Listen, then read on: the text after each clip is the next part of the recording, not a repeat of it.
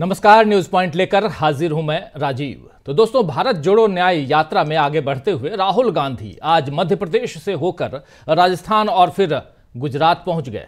और इस यात्रा में राहुल गांधी ने कांग्रेस को और इंडिया गठबंधन को मजबूत करने का काम किया है।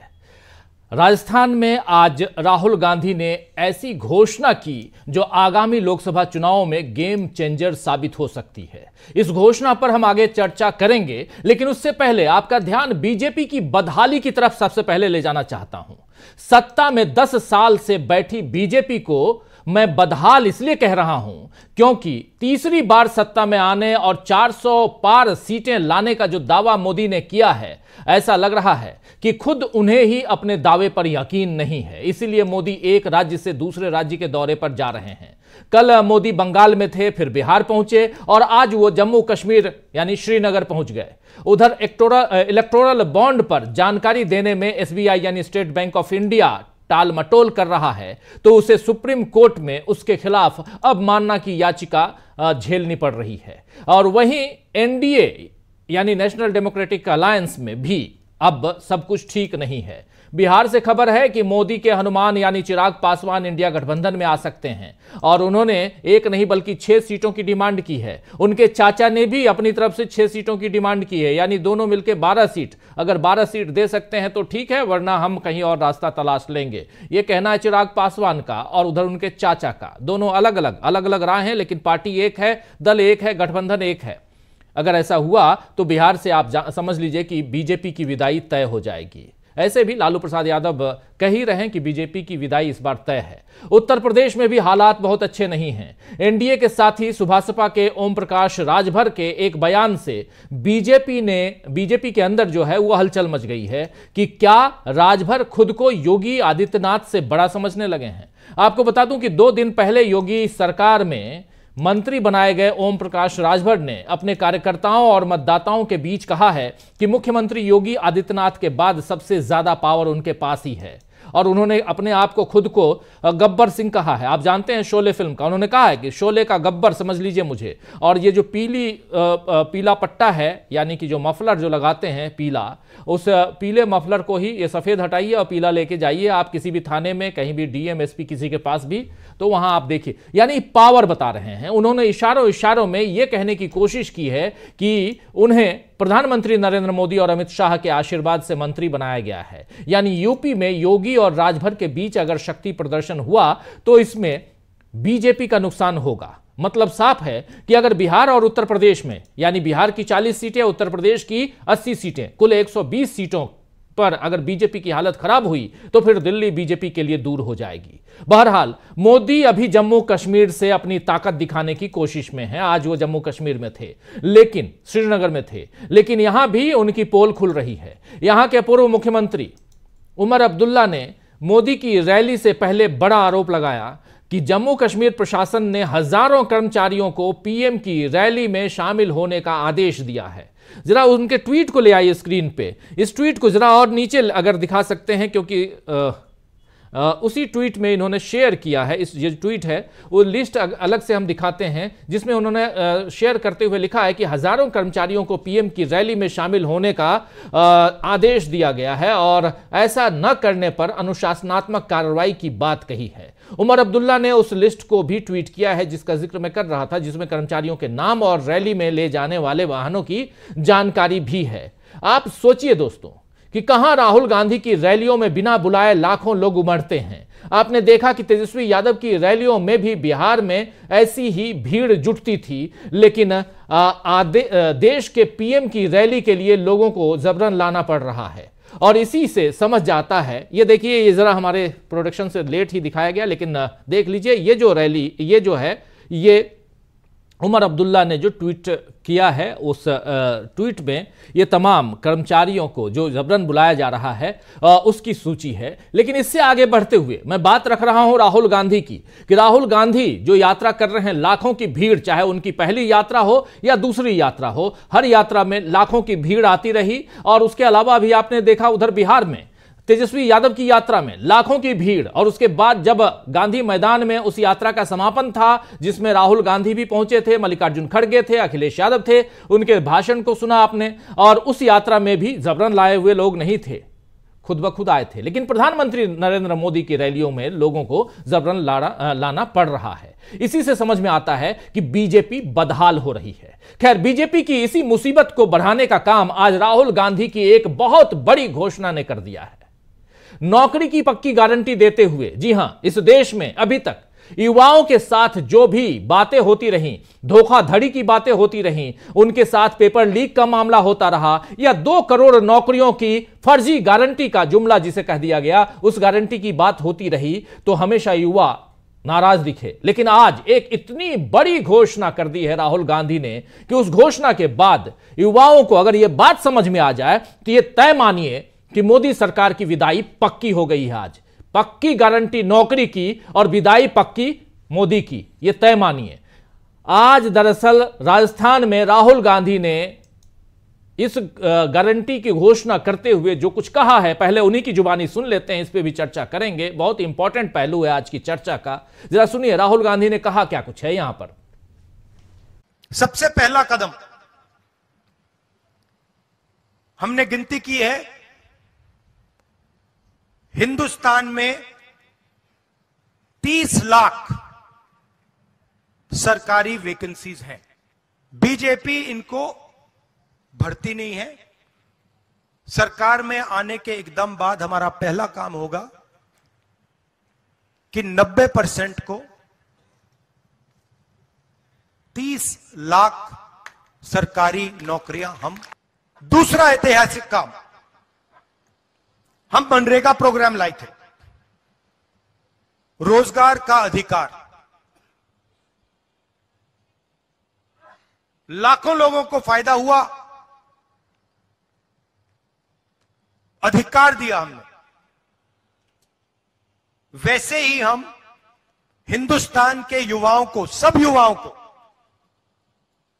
अप्रेंटिसशिप का अधिकार देने जा रहे हैं। पेपर लीक के खिलाफ एक कानून जिसमें हम एग्जाम दिलवाने का तरीका स्टैंडर्डाइज कर देंगे कि एग्जाम होगा तो ये जो आउटसोर्सिंग होती है, प्राइवेट कंपनी को पकड़ा दिया जाता है, ये आउटसोर्सिंग नहीं होगी। एग्जाम सरकारी संस्था करेगी और इस प्रकार से करेगी, और अगर इस प्रकार से नहीं किया और अगर पेपर लीक हो गया तो फिर कानूनी कार्रवाई ऐसी होगी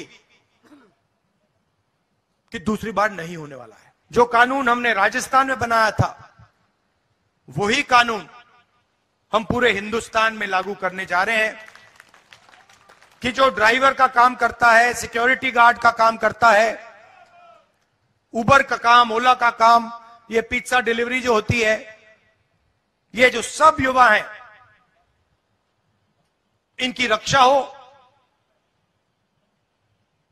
इनका एक प्रकार से पेंशन हो, सोशल सिक्योरिटी हो, और इनको एक दिन में सड़क पे ना करा जा सके। तो इसके लिए हम एक हिंदुस्तान में एक कानून बना रहे हैं। और पांचवी चीज, यह भी ऐतिहासिक चीज, नरेंद्र मोदी जी ने स्टार्टअप इंडिया किया, स्टैंड अप इंडिया किया, मेक इन इंडिया किया, कोई फर्क नहीं पड़ा।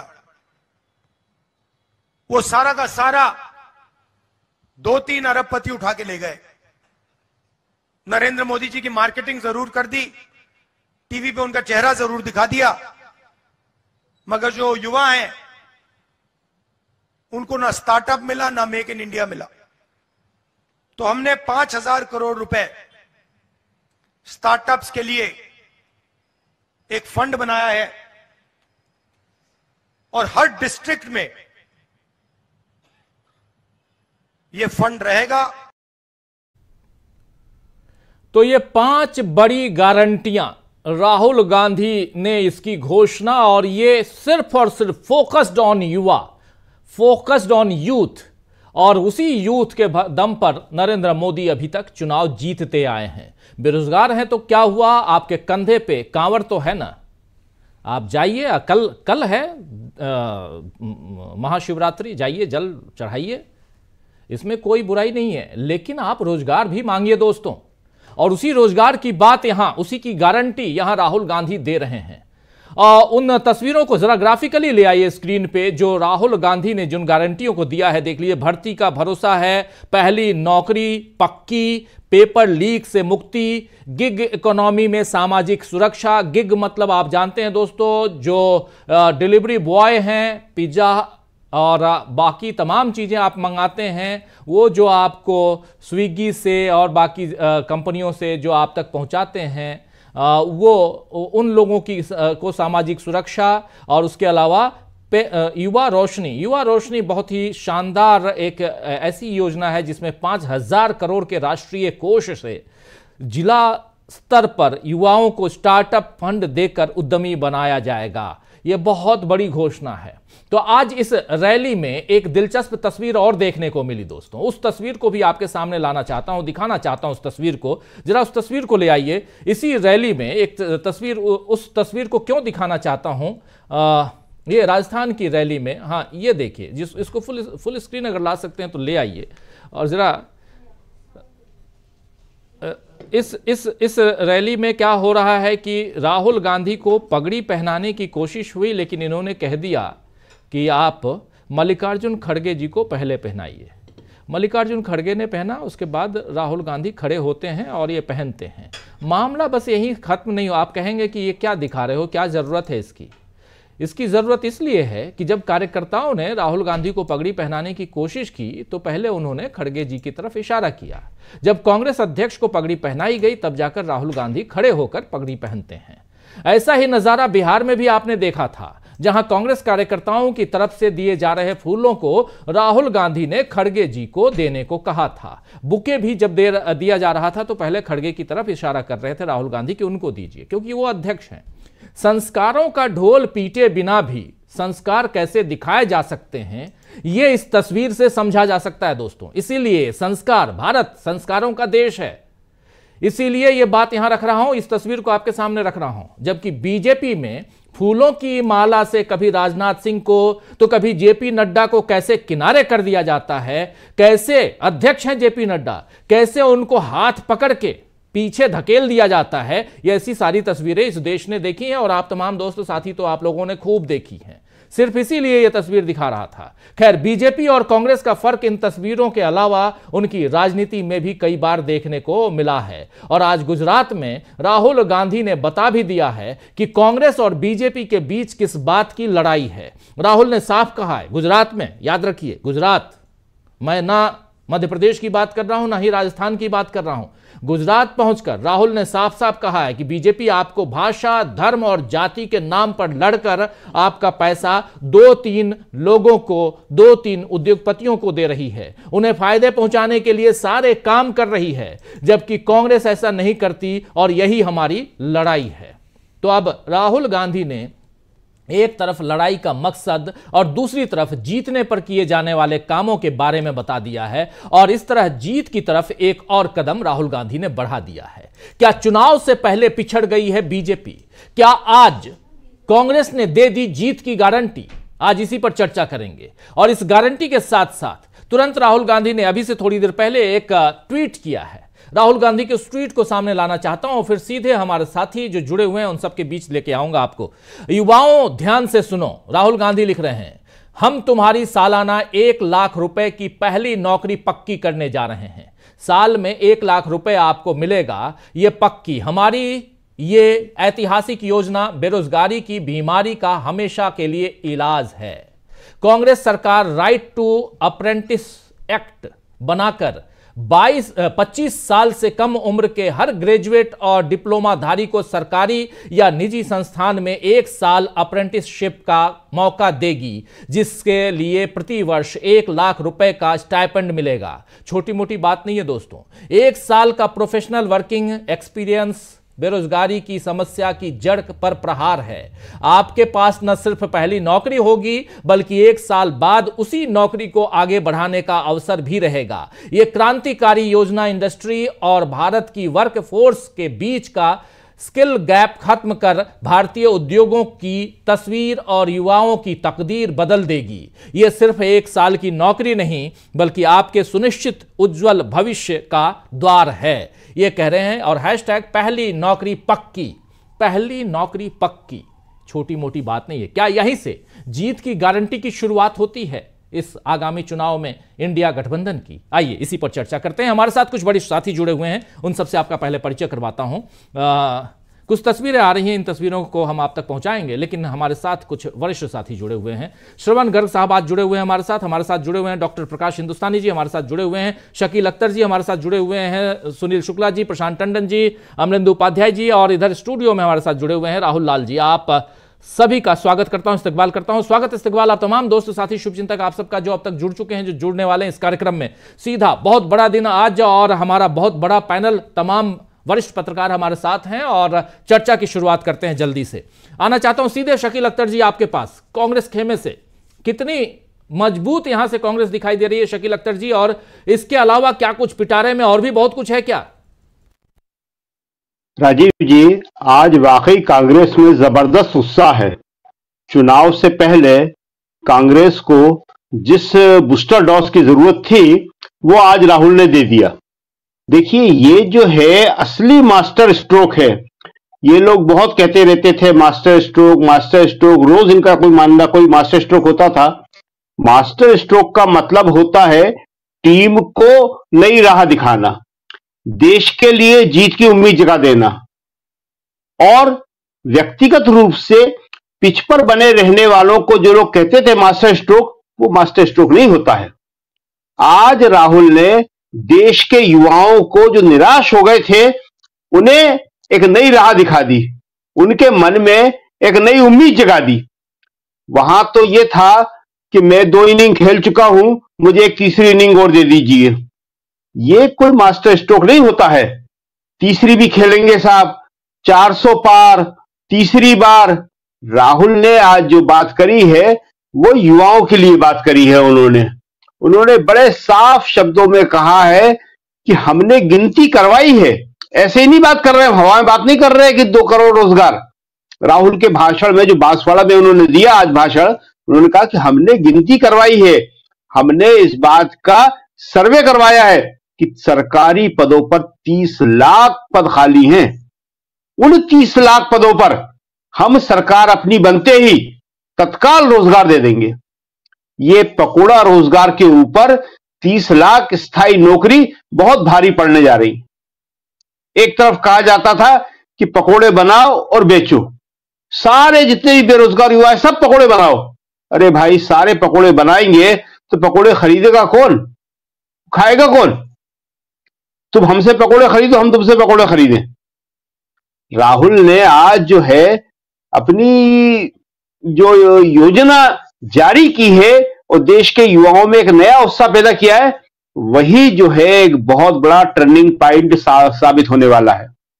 देखिए, असली राजनीति यही होती है, बातें करना या भाषण देना या राहुल पर हमले करना, उसको राजनीति नहीं होती है। राजनीति होती है कि जिसमें देश का जो युवा वर्ग होता है, जो देश का भविष्य होता है, उसके लिए कुछ करने की बात करना। राहुल ने बहुत सही मनरेगा का यह उदाहरण दिया है। मनरेगा का बहुत इन लोगों ने विरोध किया था, और जब मोदी जी प्रधानमंत्री बन गए उसके बाद भी इसको गड्ढे बताया था। उस मनरेगा ने देश की ग्रामीण अर्थव्यवस्था को पूरा बदल दिया था। यह एक ऐसी बात है कि इस पे पिछले 10 साल में किसी की हिम्मत नहीं हो रही, न लिखने की न सर्वे करने की। बाद में होगी, और यही जो उद्योगपति हैं ये कहेंगे कि 10 साल में गांव में जो हमारी अर्थव्यवस्था थी, जिससे पैसा कमाते थे, वो खत्म हो गई। आज गांवों में पैसा ही नहीं है, और पैसा नहीं है तो इन उद्योगपतियों का माल नहीं जा रहा है। भाई, ये सारा का सारा तो एक साइकिल चलता है ना। राहुल हमेशा कहते हैं कि आप गरीब की जेब में पैसा डालोगे तो पैसा कहां जाएगा? तो वापस मार्केट में आएगा, मार्केट में आएगा तो उद्योगपति और नया माल बनाएंगे। तो ये साइकिल चलती रहती है, इससे ही आर्थिक विकास होता है। तो आज जो ये राहुल ने बात की है 30 लाख स्थायी नौकरी की और हर ग्रेजुएट और डिप्लोमाधारी को स्टाइपेंड देने की, 1 लाख रुपए सालाना, उसमें उसको प्रोफेशनल वर्किंग एक्सपीरियंस दिलाया जाएगा। ये बहुत बड़ी योजना है। ये जैसे ही युवाओं के बीच पहुंचेगी, बेरोजगारों के बीच पहुंचेगी, और ये काम कांग्रेस को थोड़ा मजबूती से करना पड़ेगा। देखिए, ये सब राहुल ने कहा, बहुत अच्छा कहा, एक पब्लिक मीटिंग में कहा, बहुत अच्छी बात कही, मगर इन पांचों की पांचों स्कीम का मतलब क्या है, इसको विस्तार से एक एक पॉइंट से सरल भाषा में समझाने का काम भी कांग्रेस को ही करना पड़ेगा। मीडिया करने से रहा, मीडिया तो उल्टी चक्की घुमा रहा है राहुल के खिलाफ, युवाओं के खिलाफ, बिल्कुल रोजगार के खिलाफ। शकील अख्तर जी, आता हूं जरा हमारे तमाम, क्योंकि आप तमाम लोग आज संख्या भी ज्यादा है, इसलिए गुजारिश ये है कि थोड़ा शॉर्ट में और बहुत इंपॉर्टेंट पहलू पे चर्चा, और सबसे बड़ी बात की युवाओं के ऊपर, युवा शक्ति के ऊपर राहुल गांधी ने जो ध्यान केंद्रित किया है, और लगातार उत्तर प्रदेश की यात्रा के बाद से, जब से ये यात्रा उत्तर प्रदेश से गुजरी है, तो युवाओं पर केंद्रित ये यात्रा आगे बढ़ती जा रही है। जरा आना चाहता हूं जल्दी से हमारे साथी सुनील शुक्ला जी आपके पास। सुनील जी, कैसे आप देखते हैं, और क्या इससे जीत की गारंटी की ओर बढ़ते हुए कदम दिखाई दे रहे हैं इंडिया गठबंधन के? आज जो राहुल गांधी ने या कांग्रेस पार्टी ने जो गारंटी दी है 30 लाख, यहां जो कह रहे थे शकील अख्तर जी, 30 लाख जो वैकेंसियां हैं उसको पहली फुर्सत में भरेंगे, और साथ साथ अगर आप ग्रेजुएट हैं, 25 साल से कम उम्र है, तो आपको 1 लाख रुपया सालाना अप्रेंटिसशिप के लिए दिया जाएगा, और इसके आगे भी आपके जॉब की गारंटी होगी।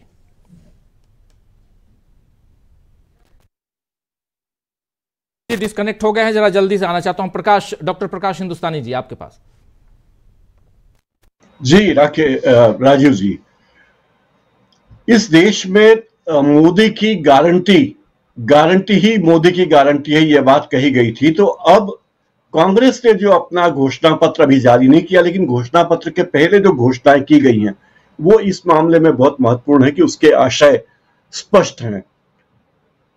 कांग्रेस ने युवाओं को, किसानों को, महिलाओं को अपना केंद्र बनाया है, उन्हें केंद्र में रखकर घोषणाएं की है, और ये घोषणाएं कि गरीब परिवारों को नियमित रूप से पैसा मिलेगा, मनरेगा की दिहाड़ी बढ़ाई जाएगी, एमएसपी को कानूनी दर्जा दिया जाएगा, गरीब किसानों की कर्ज माफी की जाएगी, जाति आधारित जनगणना कराएंगे, ओबीसी आरक्षण की सीमा बढ़ाएंगे, ये तमाम बातें जो कही हैं। नौकरी की गारंटी, पेपर लीक से मुक्ति। विचित्र बात यह है कि पुलिस कर्मियों की भर्ती के लिए उत्तर प्रदेश में 50 लाख आवेदन आते हैं, 50 लाख। पटवारी की भर्ती पे 40 लाख आवेदन आते हैं और पेपर लीक हो जाता है।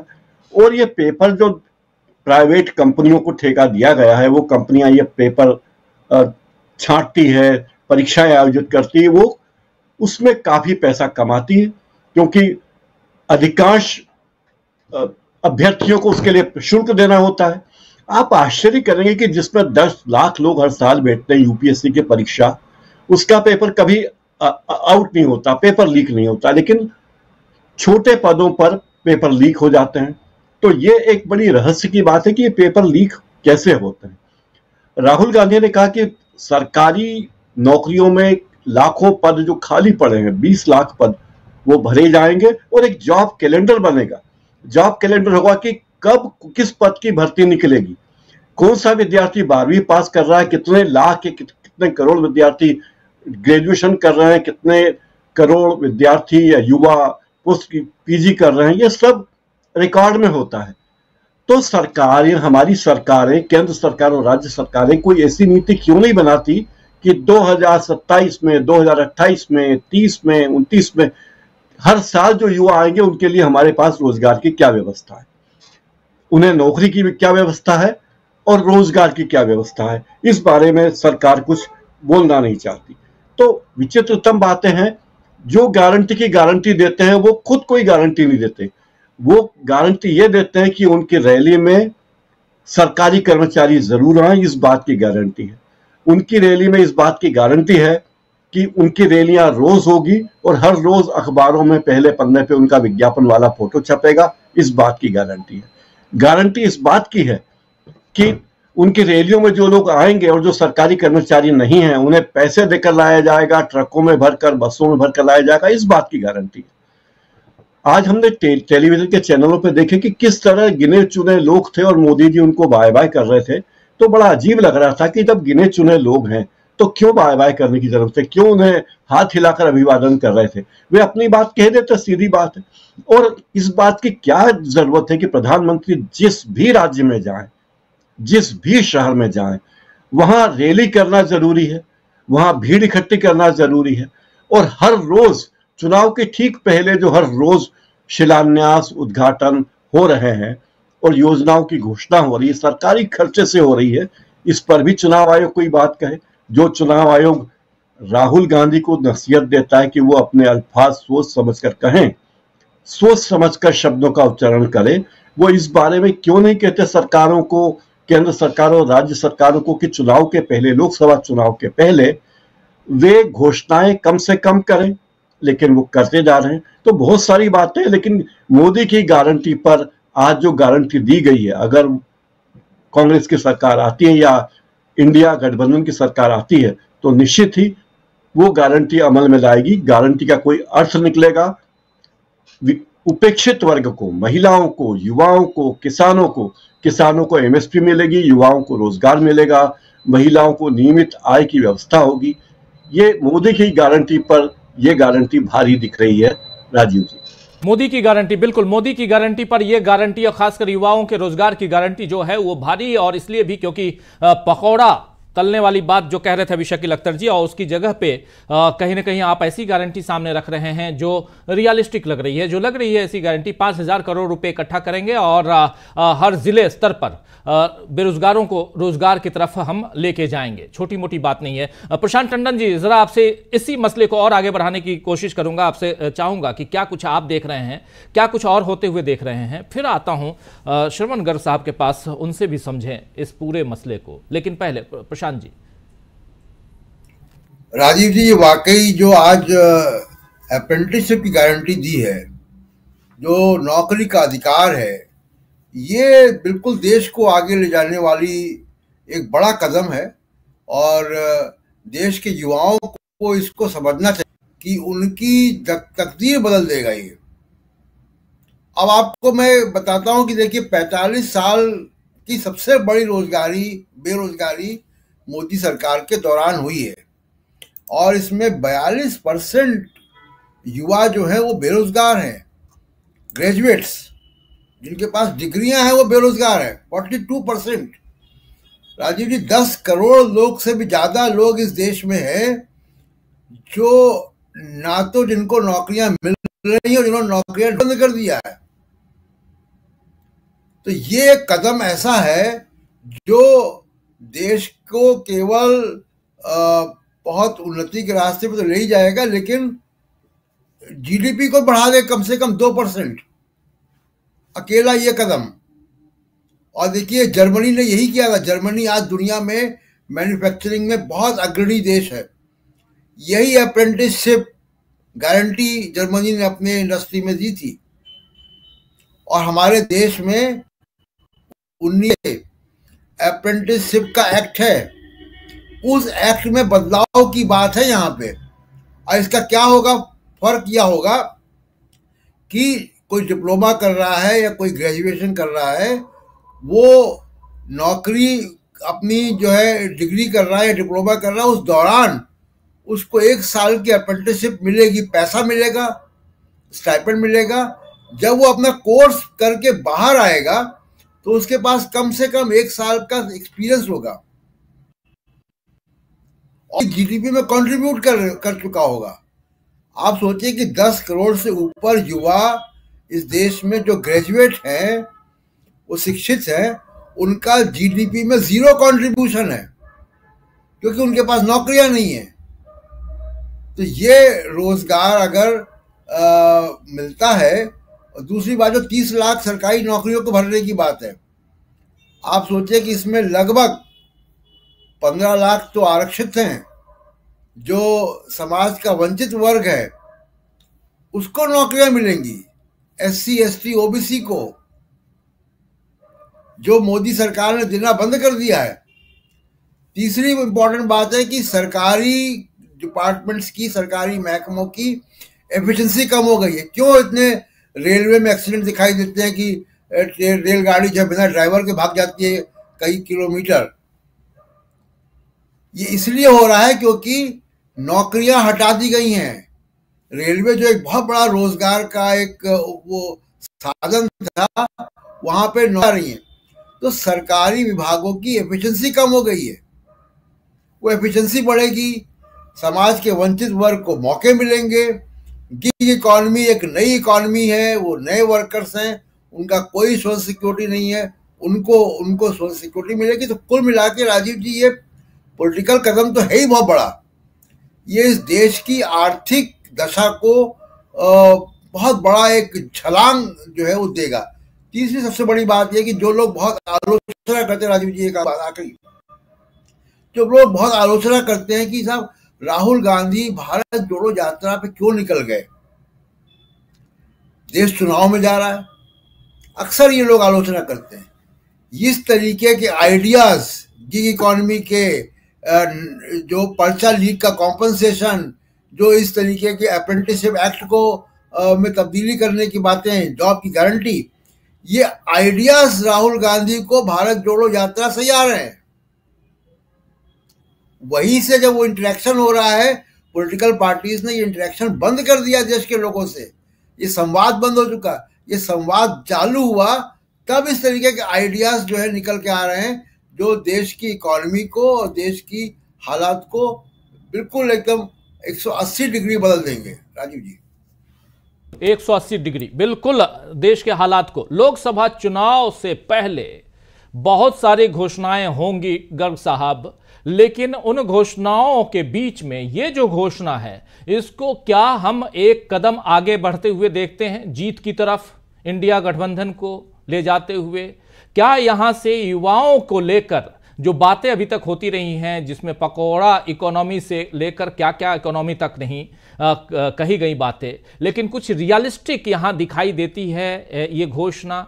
और क्या यहां से एक मजबूत कदम इसे माना जाए? कैसे देखते हैं आप आज की इस घोषणा को, और कैसे देखते हैं राहुल गांधी की अब ये यात्रा लगभग अंतिम पड़ाव पे है? गुजरात के बाद 13 तारीख को ये यात्रा पहुंचेगी महाराष्ट्र और 17 तारीख को समापन है।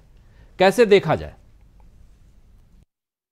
राजीव जी, देखिए, मैं ये पूरी घोषणाओं को 2-3 तरह से देखता हूं। पहला तो यह है कि हालात क्या हैं, मतलब क्या जिस तरह का ऑफेंसिव प्रधानमंत्री ने लॉन्च किया हुआ है, आक्रामक रवैया तरीका,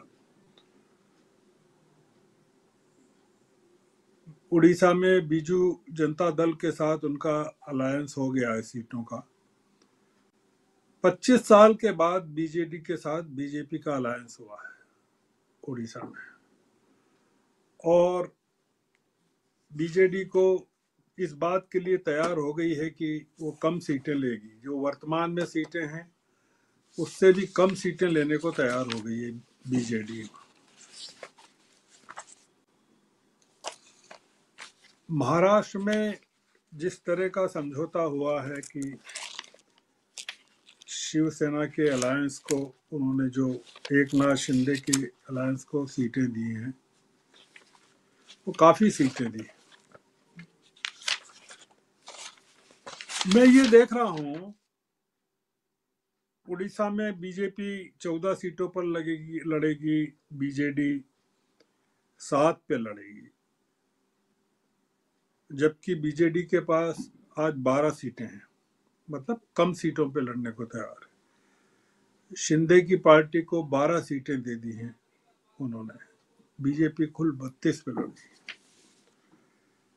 इसका संदेश ये है, बीजेपी ने जो आक्रामक चीजें अभी इस समय चलाई हैं, वो एक बंगाल में, एक महाराष्ट्र में, बिहार में हम देख चुके हैं।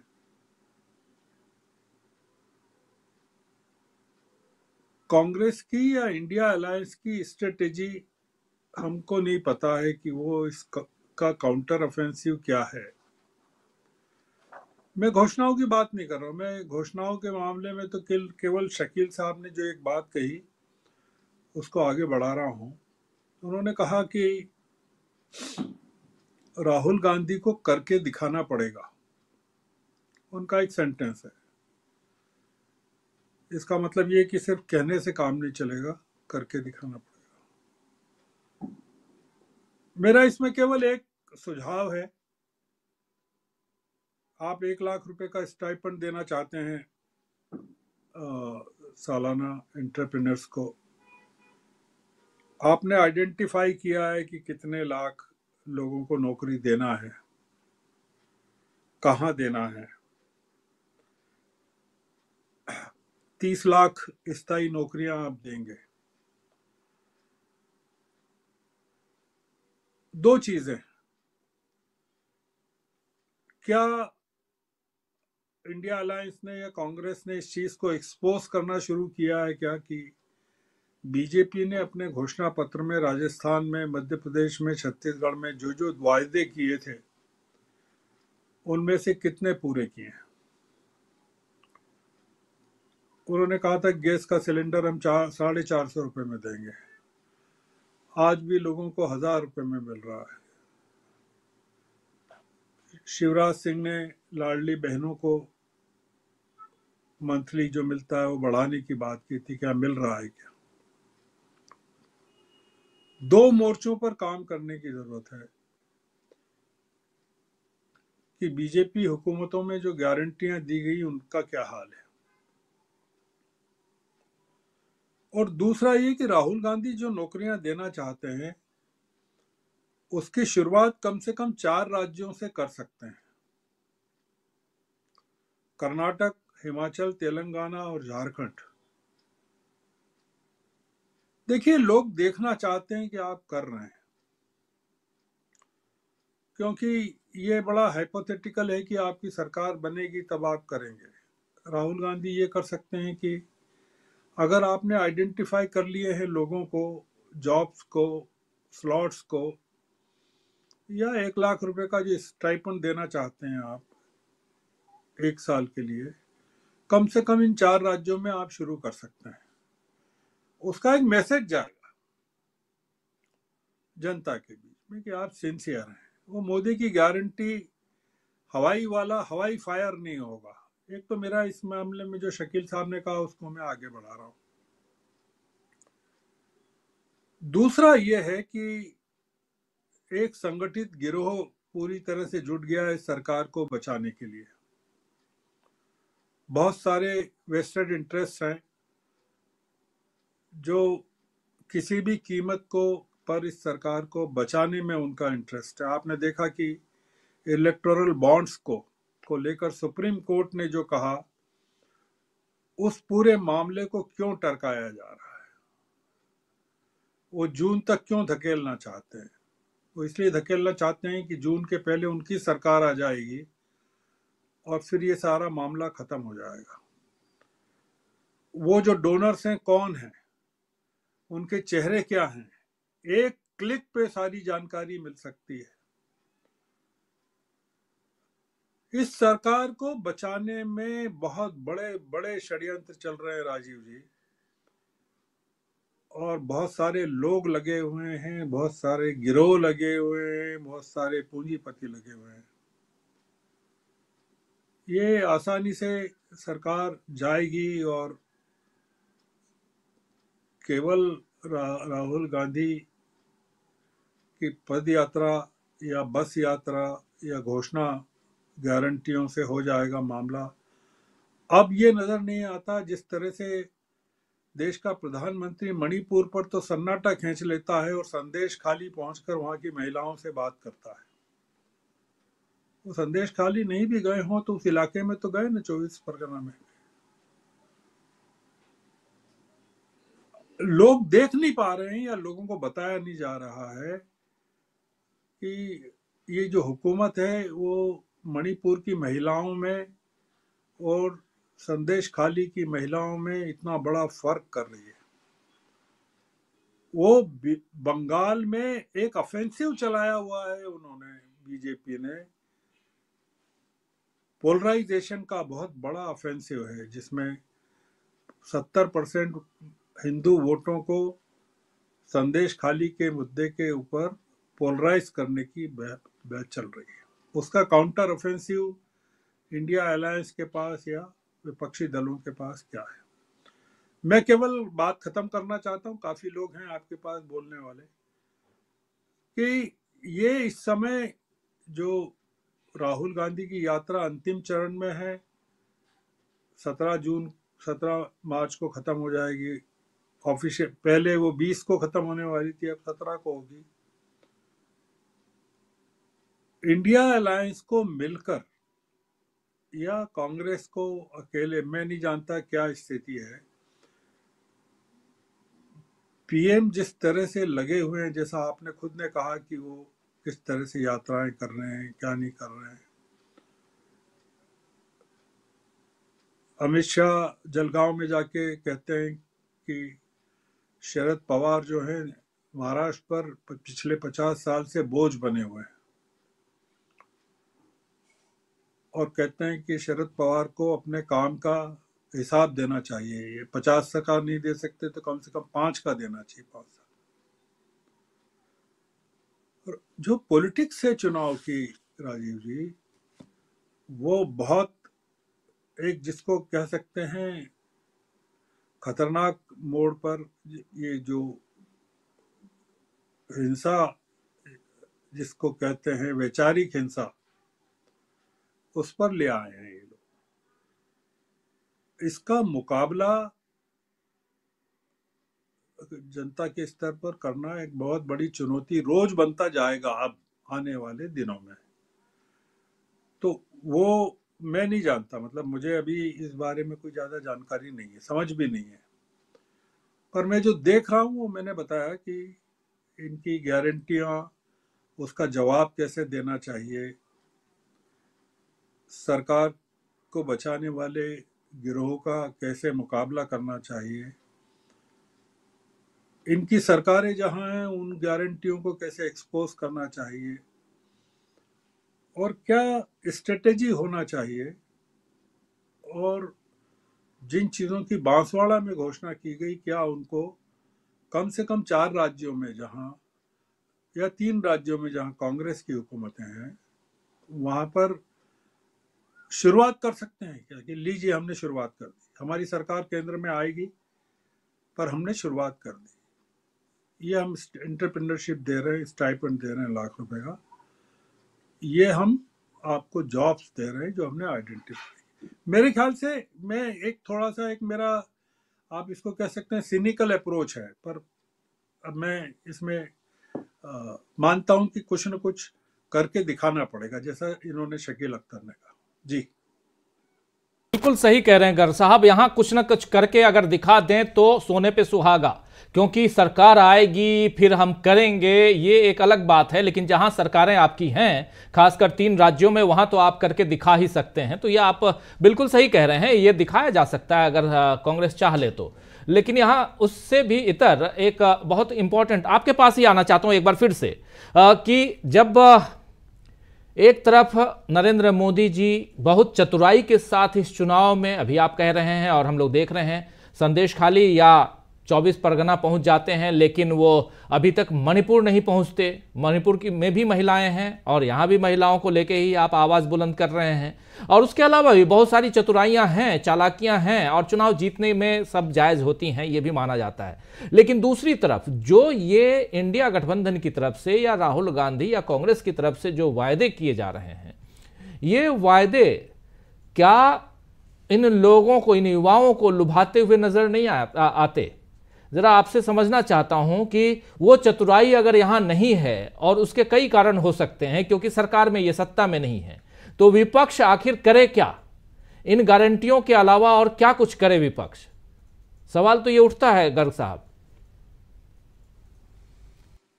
देखिए, मैं चूंकि एक प्रैक्टिकल अनुभव से बता रहा हूं, 1975 का अनुभव बता रहा हूं, 74 का अनुभव बता रहा हूं। जयप्रकाश नारायण ने युवाओं में गुस्सा पैदा कर दिया था, सरकारी कर्मचारियों में नाराजगी पैदा कर दी थी। देश के नागरिकों को बताया था उन्होंने कि इस हुकूमत के सत्ता में बने रहने से देश को कितना खतरा है।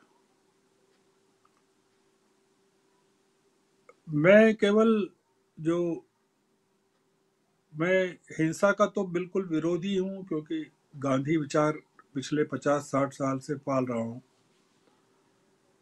मेरा ये कहना है कि लोगों में नाराजगी पैदा करना जरूरी है। लोगों को एश्योर करना अभी जरूरी नहीं है, क्योंकि आप सत्ता में नहीं है। तो आपके वायदों को लोग बहुत ज्यादा तरजीह नहीं देंगे। जैसा मैंने कहा कि जिन राज्यों में आप हैं वहां कर दीजिए।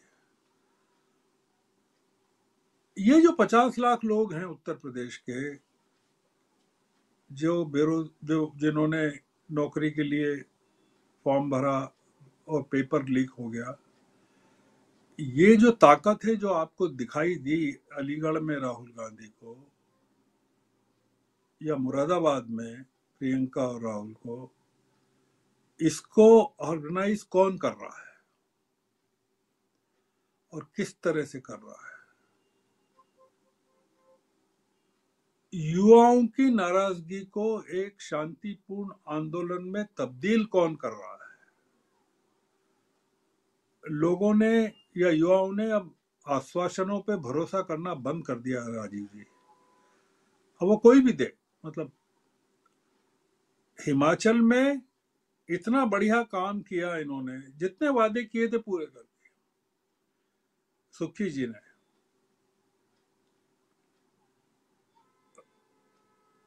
ये जो कर्नाटक में जो काम किया है, ये तेलंगाना में जो काम हो रहा है, लोगों को पता ही नहीं है कि ये कांग्रेस की हुकूमत ने कितना काम किया है। देश के दूसरे हिस्सों को पता ही नहीं है। तो एक ये पूरा मामला स्ट्रेटेजी का है, कन्विंस करवाने का है कि हम यकीन हम दिलाते हैं, कर रहे हैं। और उसकी शुरुआत मैंने बताई, सुझाव दिया, बताई क्या सुझाव दिया कि जिन राज्यों में आप हैं वहां इसको शुरू कर दीजिए। और दूसरा, ये जो चैलेंज है, ये जो लोग हैं जो आज आपकी तरफ देख रहे हैं, आपके ये जो भीड़ आपके पास इकट्ठी हो रही है, आप उसका कर क्या रहे हैं? ये आपकी कैपिटल जो जमा हो रही है, आप आगे बढ़ते जा रहे हैं और पीछे जो भीड़ आपके साथ खड़ी हुई थी या जमा हुई थी, उसका क्या हो क्या रहा है? तो आप नई भीड़ को एड्रेस कर रहे हैं, पुरानी भीड़ छूटती जा रही है। बीजेपी को बहुमत मिल जाएगा, वो जिस तरह से काम कर रहे हैं।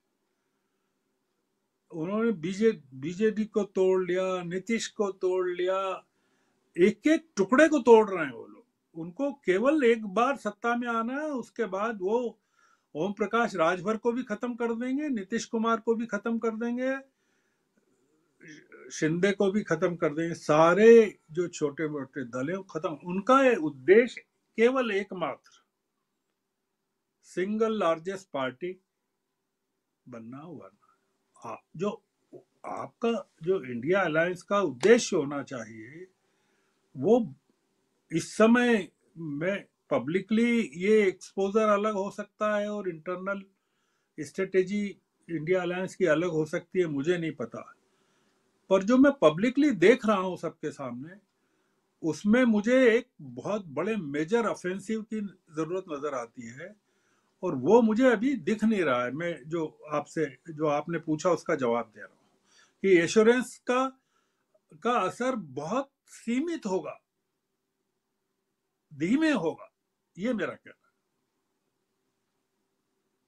कह रहे हैं। और कुछ ना कुछ उस दिशा में जाना होगा ताकि युवाओं को, कर्मचारियों को और तमाम इस देश की जनता को, वोटर्स को एक भरोसा हो कि आने वाली जो वर्तमान सरकार है इसको आप विदा कीजिए और नई सरकार लेके आइए। ये भरोसा भी जगाना होगा, कहीं ना कहीं वो एंटी इनकम्बेंसी फैक्टर को भी सामने लाना होगा। तो बहुत सारी बातें हैं जो यहाँ समझने की ज़रूरत है, जिस तरफ इशारा कर रहे हैं श्रवण गर्ग साहब। जरा इधर आना चाहता हूँ आपके पास, राहुल लाल जी, कैसे आप देखते हैं, क्या यहाँ से इंडिया गठबंधन की मजबूती को आप देख पाते हैं? क्या यहाँ से जीत की तरफ बढ़ते, उसी सवाल को लेके आ रहा हूँ जिस सवाल के साथ बाकी हम अपने पैनलिस्टों के बीच गए थे, कि क्या यहाँ से बढ़ते हुए कदम को आप देख रहे हैं?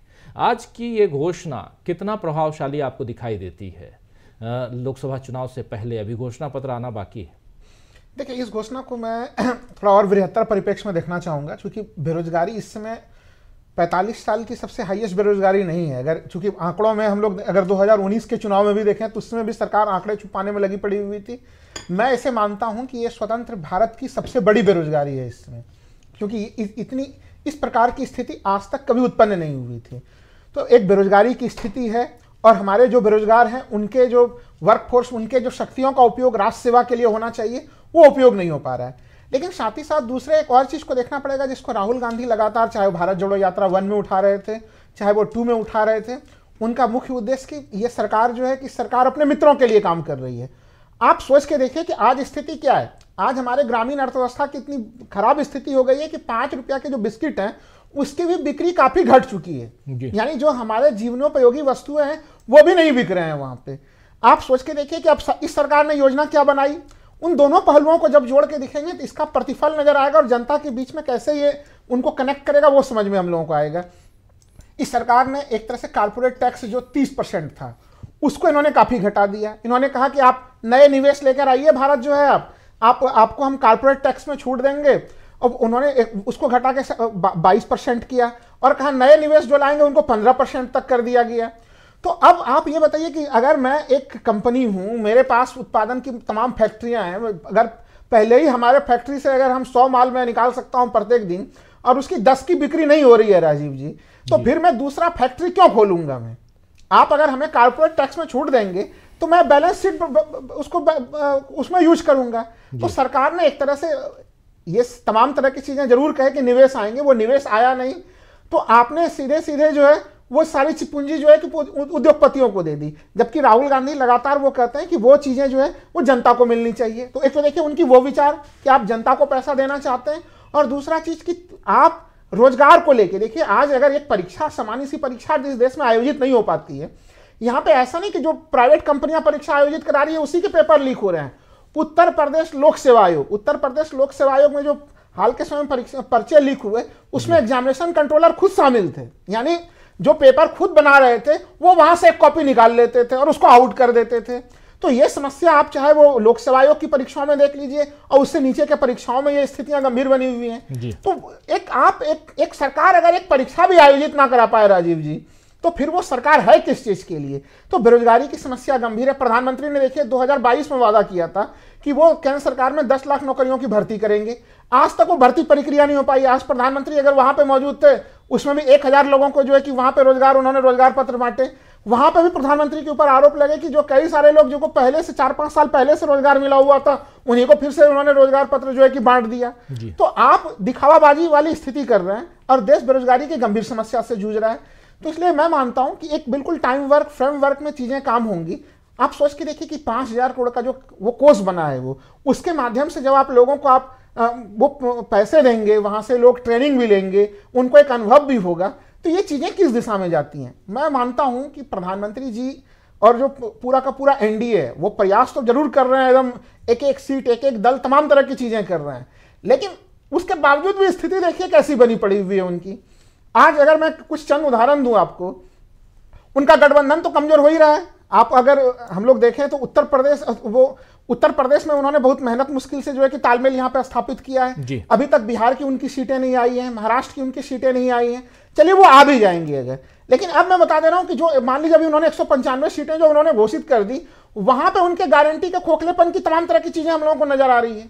आप अभी एक नागौर एक सीट है राजीव जी, वो राजस्थान में हनुमान बेनीवाल वहां पे पिछले बार लड़े थे।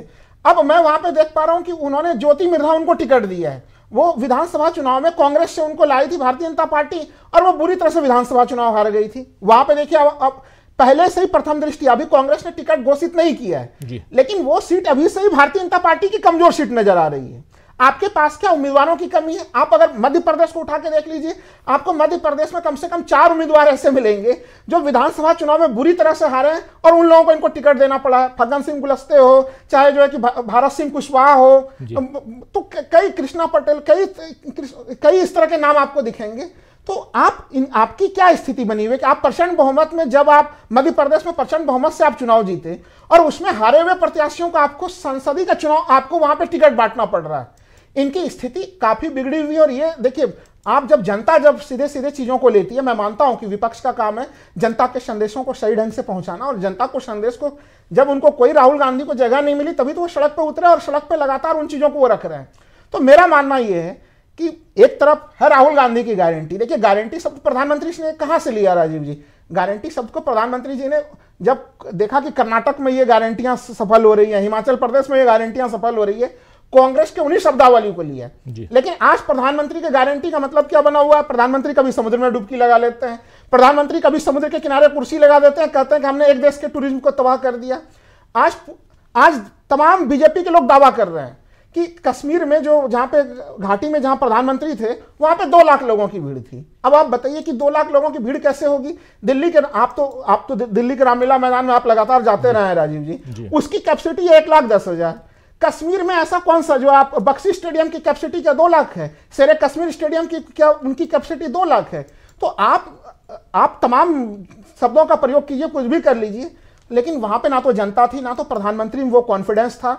आप चूंकि 370 का आप नारा लगा रहे हैं, आप कश्मीर पहुंचते हैं, 370 का नारा वहां से आप लेते हैं और आप संदेश पूरे देश को देना चाहते हैं कि 370 हम सीटें ला रहे हैं।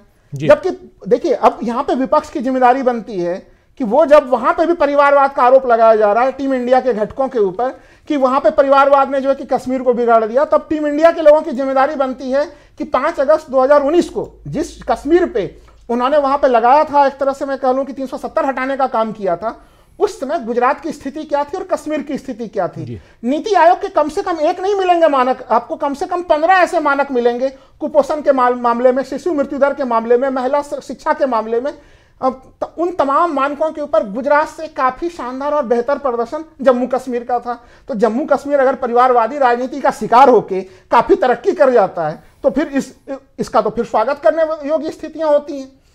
तो देखिए, मैं संक्षेप में यही चीज कहूंगा कि जो कदम उठाया राहुल गांधी ने, उस कदम को इस समय देश की बिल्कुल जरूरत है उसकी, क्योंकि युवाओं में काफी ज्यादा एक तरह से आंतरिक स्तर पे आक्रोश है। यहाँ पे सरकार में चूंकि कोई सुनता नहीं, मीडिया एक पक्षी तरह की चीजों को दिखाता है, लेकिन अगर यह स्थिति बन जाए कि एक 5 रुपया के सामान को खरीदने के लिए भी लोगों को अगर 4 बार सोचना पड़े, यानी स्थिति यह कि महंगाई चरम पे हो और बेरोजगारी चरम पे हो, ये दोनों विरोधाभास किसी भी अर्थव्यवस्था के लिए, इससे खतरनाक कोई परिणाम नहीं हो सकता है राजीव जी। बिल्कुल बिल्कुल, आप सही कह रहे हैं, खतरनाक परिणाम नहीं हो सकता। लेकिन एक तरफ युवाओं के लिए बहुत बड़ी घोषणा और दूसरी तरफ जो कुछ हो रहा है उसमें कहीं ना कहीं अड़ंगा लगते हुए, उसमें भी इलेक्टोरल बॉन्ड का जो मामला है वो बहुत गंभीर मामला है, क्योंकि उस पर रोक लगा दी सुप्रीम कोर्ट ने, और रोक के बाद 6 तारीख तक की का जो समय सीमा, वो समय सीमा खत्म, और आज 7 तारीख है और आज एक केस दायर कर दिया गया है सुप्रीम कोर्ट में, और वो भी अवमानना का केस। खाली इलेक्टोरल बॉन्ड पे खाली एक चीज मैं कहूँ राजीव जी कि आप सोच के देखिए कि सुप्रीम कोर्ट ने जो पूरा फैसला दिया था, उस फैसले का आधार क्या था? आर्टिकल 19 की सबों को जो है कि सूचना लेने देने का अभिव्यक्ति की आजादी है, सूचनाएं मिलनी चाहिए। और चूंकि उन्होंने ये भी चीज कहा कि मतदाता जब वोट डालने के लिए जा रहा है उसके पास तमाम सूचनाएं होनी चाहिए। अगर ये सूचनाएं 15 जून को आएगा तो भाई मतदाता तो लोकसभा चुनाव में पहले ही भाग ले लेगा। तो फिर सुप्रीम कोर्ट के उस आदेश का क्या मतलब बचा? यानी कि सुप्रीम कोर्ट ने जो आदेश दिया था इलेक्टोरल बॉन्ड को असंवैधानिक घोषित करने के लिए, उसके बेसिक में यही मामला था कि हमारा मतदाता इन्फॉर्म्ड हो, तमाम सूचनाओं से वो सूचित हो। वो क्योंकि केंद्र सरकार तो लगातार पक्ष रख ही रहे थे कि मतदाता को क्या मतलब है इससे कि किसके पैसे किस पार्टी ने लिए। बिल्कुल बिल्कुल, जरा आना चाहता हूं इसी मसले पे अमलेंदु उपाध्याय जी आपके पास। इलेक्टोरल बॉन्ड, क्या ये मामला ऐसा है जिसमें जो हम लोकसभा चुनाव के परिणाम की बात कर रहे हैं, उधर बढ़ते हुए कदम की बात कर रहे हैं, उसमें क्या यहाँ बैकफुट पर नजर आती है बीजेपी? क्या यहाँ पर एसबीआई भी एक्सपोज होता हुआ दिखाई देता है? हालांकि अब ये मामला जो है शायद 11 तारीख को इस पर सुनवाई हो, लेकिन उससे पहले जो कुछ है वो तो साफ दिखाई दे रहा है कि कहीं ना कहीं यहाँ बचाने की कोशिश है। अमलेंदु उपाध्याय जी। देखिए राजीव जी, असल में कोई भी जब घटना होती है तो उसमें देखा यह जाता है कि आप आगे बढ़ रहे हैं तो इसके पीछे आपकी मंशा क्या है। एसबीआई जब सुप्रीम कोर्ट पहुंचा, ये उसने कहा कि भाई हम अभी जो है डाटा नहीं निकाल पा रहे हैं और हमको 30 जून तक का समय दिया गया है। उसी समय राजीव जी ये स्पष्ट संदेश चला गया कि इसके पीछे कोई ना कोई दबाव भारतीय जनता पार्टी का है, और जैसा कि कांग्रेस ने आरोप भी लगाया कि भारतीय जनता पार्टी के दबाव में ये एसबीआई पहुंचा है। अब ये तो एक संदेश बिल्कुल चला गया कि एसबीआई जिस टाइम फ्रेम को लेकर के गया है और चुनाव बाद की उसने बात की है, इसका मतलब कहीं ना कोई झोल इसमें है, वरना एसबीआई को कोई दिक्कत नहीं आनी चाहिए थी वो सारे नाम बताने में, और चुनाव आयोग के को सूची दी जा सकती थी। 2004 से ही एसबीआई जो है वो पूरा डिजिटलाइज्ड है, और प्रधानमंत्री नरेंद्र मोदी जिस डिजिटल इंडिया की बात करते रहते हैं, हालांकि 2004 से पहले डिजिटल हो चुका था एसबीआई, 2004 मतलब इनके प्रधानमंत्री बनने से पहले हो चुका था, लेकिन प्रधानमंत्री जिस डिजिटल इंडिया की बात कर रहे हैं, अगर उसमें भी एसबीआई जो है अगर ये नहीं दे पा रहा है कि 22,000 बॉन्ड्स जो थे वो किन लोगों ने खरीदे, तो इसका मतलब इसके पीछे किसी न किसी को बचाने की मंशा है। तो जो एक विपक्ष का राजीव जी मसला था और जो समझा जा रहा था कि आप इसके पीछे अगर ये नाम आ जाएंगे सामने निकल करके तो भारतीय जनता पार्टी को परेशानी हो सकती है, और ये चीजें सामने आ जाएंगी कि ये बॉन्ड्स खरीदे किन लोगों ने थे और उन लोगों के ऊपर क्या क्या कार्रवाई जो थी वो प्रशासनिक मशीनरियों की तरफ से या एजेंसीज की तरफ से हुई थी। यानी कि ईडी सीबीआई के किन किन लोगों के ऊपर छापे पड़े थे, किन किन लोगों ने उनमें से कितनों ने जो ये बॉन्ड खरीदे, या जिन्होंने बॉन्ड खरीदे उनको क्या ठेके पट्टे सरकार की तरफ से मिले, या जिसने बड़ी बड़ी संख्या में खरीदे हैं ये बॉन्ड्स हैं उन लोगों की पृष्ठभूमि क्या है, आर्थिक अपराधों को लेकर के उनकी पृष्ठभूमि क्या है, ये सब चीजें सामने आती। ये अब राजीव जी अभी चाहे भले सामने नहीं आए, लेकिन ये मैसेज जो है निश्चित तौर पर चला गया है कि भारतीय जनता पार्टी इसके जरिए इस चीज को दबाना चाहती है, और 30 जून तक का एसबीआई जो समय मांग रहा है उसके पीछे मंशा यही है कि चुनाव किसी तरीके से निकल जाए और चुनाव में ये मुद्दा नहीं बनने पाए कि भारतीय जनता पार्टी ने जो इलेक्टोरल बॉन्ड्स से जरिए जो चंदा जुटाया है, लगभग बताया जाता है कि 66,000 करोड़ का वो चंदा भारतीय जनता पार्टी को मिला है। तो ये 66,000 करोड़ रुपए हैं किसके? राहुल गांधी राजीव जी पिछली भारत जोड़ो यात्रा के दौरान लगातार सवाल उठाते रहे थे कि 20,000 करोड़ रुपए किसके? तो अब सिर्फ 20,000 रुपए करोड़ की बात नहीं है, अब सवाल ये है कि ये 66,000 करोड़ रुपए किसके हैं जो भारतीय जनता पार्टी को इलेक्टोरल बॉन्ड्स में मिले हैं। प्रधानमंत्री ने खुद जिस तरीके से सुप्रीम कोर्ट के इस इलेक्टोरल बॉन्ड को लेकर के फैसले पर टिप्पणी की, संभल में जब गए थे वो कल की धाम के कार्यक्रम में, और कृष्ण सुदामा का जिस तरीके से दिया, उससे भी ये साफ संदेश गया कि प्रधानमंत्री भी इसका मतलब सुप्रीम कोर्ट के आदेश से बुरी तरीके से तिलमिलाए हुए। तो ये संदेश तो राजीव जी बिल्कुल पहुंच गया है कि इस इलेक्टोरल बॉन्ड के जरिए भारतीय जनता पार्टी ने कोई गंभीर आर्थिक अपराध किए, ये संदेश एक है। अब विपक्ष की जिम्मेदारी ये बनती है कि इस संदेश को और ज्यादा जोरदार तरीके से उठाए। हालांकि कांग्रेस ने इसको लेकर के प्रेस कॉन्फ्रेंस भी की, अकेले प्रेस कॉन्फ्रेंस बात नहीं बनेगी। अब जहां भी, चाहे वो भारत जोड़ो न्याय यात्रा के दौरान राहुल गांधी बात करें या उनकी कोई भी जगह रैली हो, मुझे लगता है कि इस मसले को निश्चित तौर पर उठाया जाना चाहिए कि किस तरीके से भारतीय जनता पार्टी ने पैसा ये जुटाया है, और देश के सामने ये जानकारी नहीं आने दी जा रही है कि ये पैसा आखिर है किन लोगों का। क्या दाऊद इब्राहिम ने खरीदे थे ये बॉन्ड? हवाला के जरिए आया था। आखिर खरीदे किसने? ये देश की जो है होना चाहिए। सुप्रीम कोर्ट ने अपने आदेश में भी राजीव जी कहा था कि ये सूचना का अधिकार जो है उसका एक तरीके से कहा जाए उल्लंघन है और ये असंवैधानिक है। ये शब्द सुप्रीम कोर्ट ने कहे थे इस इलेक्टोरल बॉन्ड को लेकर के। तो जो चीज असंवैधानिक है उसको लेकर के भारतीय जनता पार्टी की तरफ से इतने दबाव क्यों है, जो कि विपक्ष का एक आरोप है। दूसरे राजीव जी ये है कि ठीक है नहीं दे पा रहा है एसबीआई जानकारी कि अभी अब उसके पास डाटा नहीं है, लेकिन जिन्होंने बॉन्ड्स खरीदे हैं उनको तो मालूम है कि उन्होंने बॉन्ड खरीदे थे। तो आज एक जो रिपोर्ट आई है उसमें जो कहा गया है कि सब 15 करोड़ रुपए के लोगों ने एक व्यक्ति ने खरीदे हैं, तो जिन्होंने 15 करोड़ किया 1 करोड़ के बॉन्ड खरीदे हैं वही सामने आकर के कहने कि भाई हमने खरीदे थे बॉन्ड, चूंकि जानकारी तो आएगी, सुप्रीम कोर्ट का आदेश है, तो वही बताने कि हमने खरीदे। तो ये सब मिलाकर के जिस तरीके की चीजें हैं वो तो छुपाना चाहते हैं, वो क्यों बताएंगे? नहीं, मैं यही कह रहा हूँ वो छुपाना चाहते हैं। तो यही मैं कह रहा हूँ कि चूंकि मंशा छुपाने की है इसलिए कोई नहीं करेगा, और उसी दिशा में आगे बढ़ा जा रहा है कि ये किसी तरीके से सामने नहीं आने पाए। लेकिन जो संदेश है वो संदेश जा चुका है कि भारतीय जनता पार्टी के दबाव में एसबीआई इसको छुपाना चाहती है, और जब 11 मार्च को संभावना है कि इस पे होगा सुनवाई होगी कंटेम्प्ट पे भी, तो निश्चित तौर पे मुझे लगता है कि इसमें सजाएं भी हो सकती हैं एसबीआई के अधिकारियों को। राजीव जी इसमें आगे देखते हैं क्या कुछ होता है, लेकिन एक बहुत मजेदार केस है, ये सुप्रीम कोर्ट में पहुंच चुका है और अवमानना का केस एसबीआई के खिलाफ। प्रशांत भूषण जो देश के वरिष्ठतम वकीलों में से एक हैं, उन्होंने ये केस, और एडीआर ने इस केस को दाखिल किया है। इसके बाद देखते हैं क्या कुछ होता है, लेकिन बहुत ही इंपॉर्टेंट जानकारी है जो हम आपसे साझा करना चाह रहे थे। आना चाहता हूं एक बार फिर से शकील अख्तर जी आपके पास। शकील जी, इस वक्त जब हम चर्चा कर रहे हैं तो उधर सीईसी की बैठक चल रही है, सोनिया गांधी पहुंच चुकी हैं, कि विजुअल सभी आ रहे थे और उस विजुअल को फिर से हम स्क्रीन पे लाएंगे। लेकिन आपसे जरा समझूं शकील जी कि एक तरफ कांग्रेस गारंटियां और बहुत बड़ी गारंटी आज उसकी घोषणा करती है, दूसरी तरफ आज से कांग्रेस की एक दूसरी जो कहें तो यात्रा उसकी शुरुआत होती है, जिसमें अपने जो कैंडिडेट्स हैं उसकी घोषणा के लिए बैठक चल रही है। यहां से क्या कुछ है, क्या कुछ निकल के आ रहा है, क्या क्या आपके पास जानकारियों का पुलिंदा होता है, इसलिए भी समझना जरूरी है कि कांग्रेस खेमे में चल क्या रहा है। और ये जो देख रहे हैं आप तस्वीर, अभी से थोड़ी देर पहले सोनिया गांधी सीईसी की बैठक में कांग्रेस मुख्यालय पहुंची हैं, वहीं की तस्वीर है ये। शकील जी, क्या इसमें राहुल गांधी भी आने वाले हैं और क्या आज कोई घोषणा हो सकती है या इसमें अभी समय लगेगा सीटों के को लेकर, प्रत्याशियों को लेकर?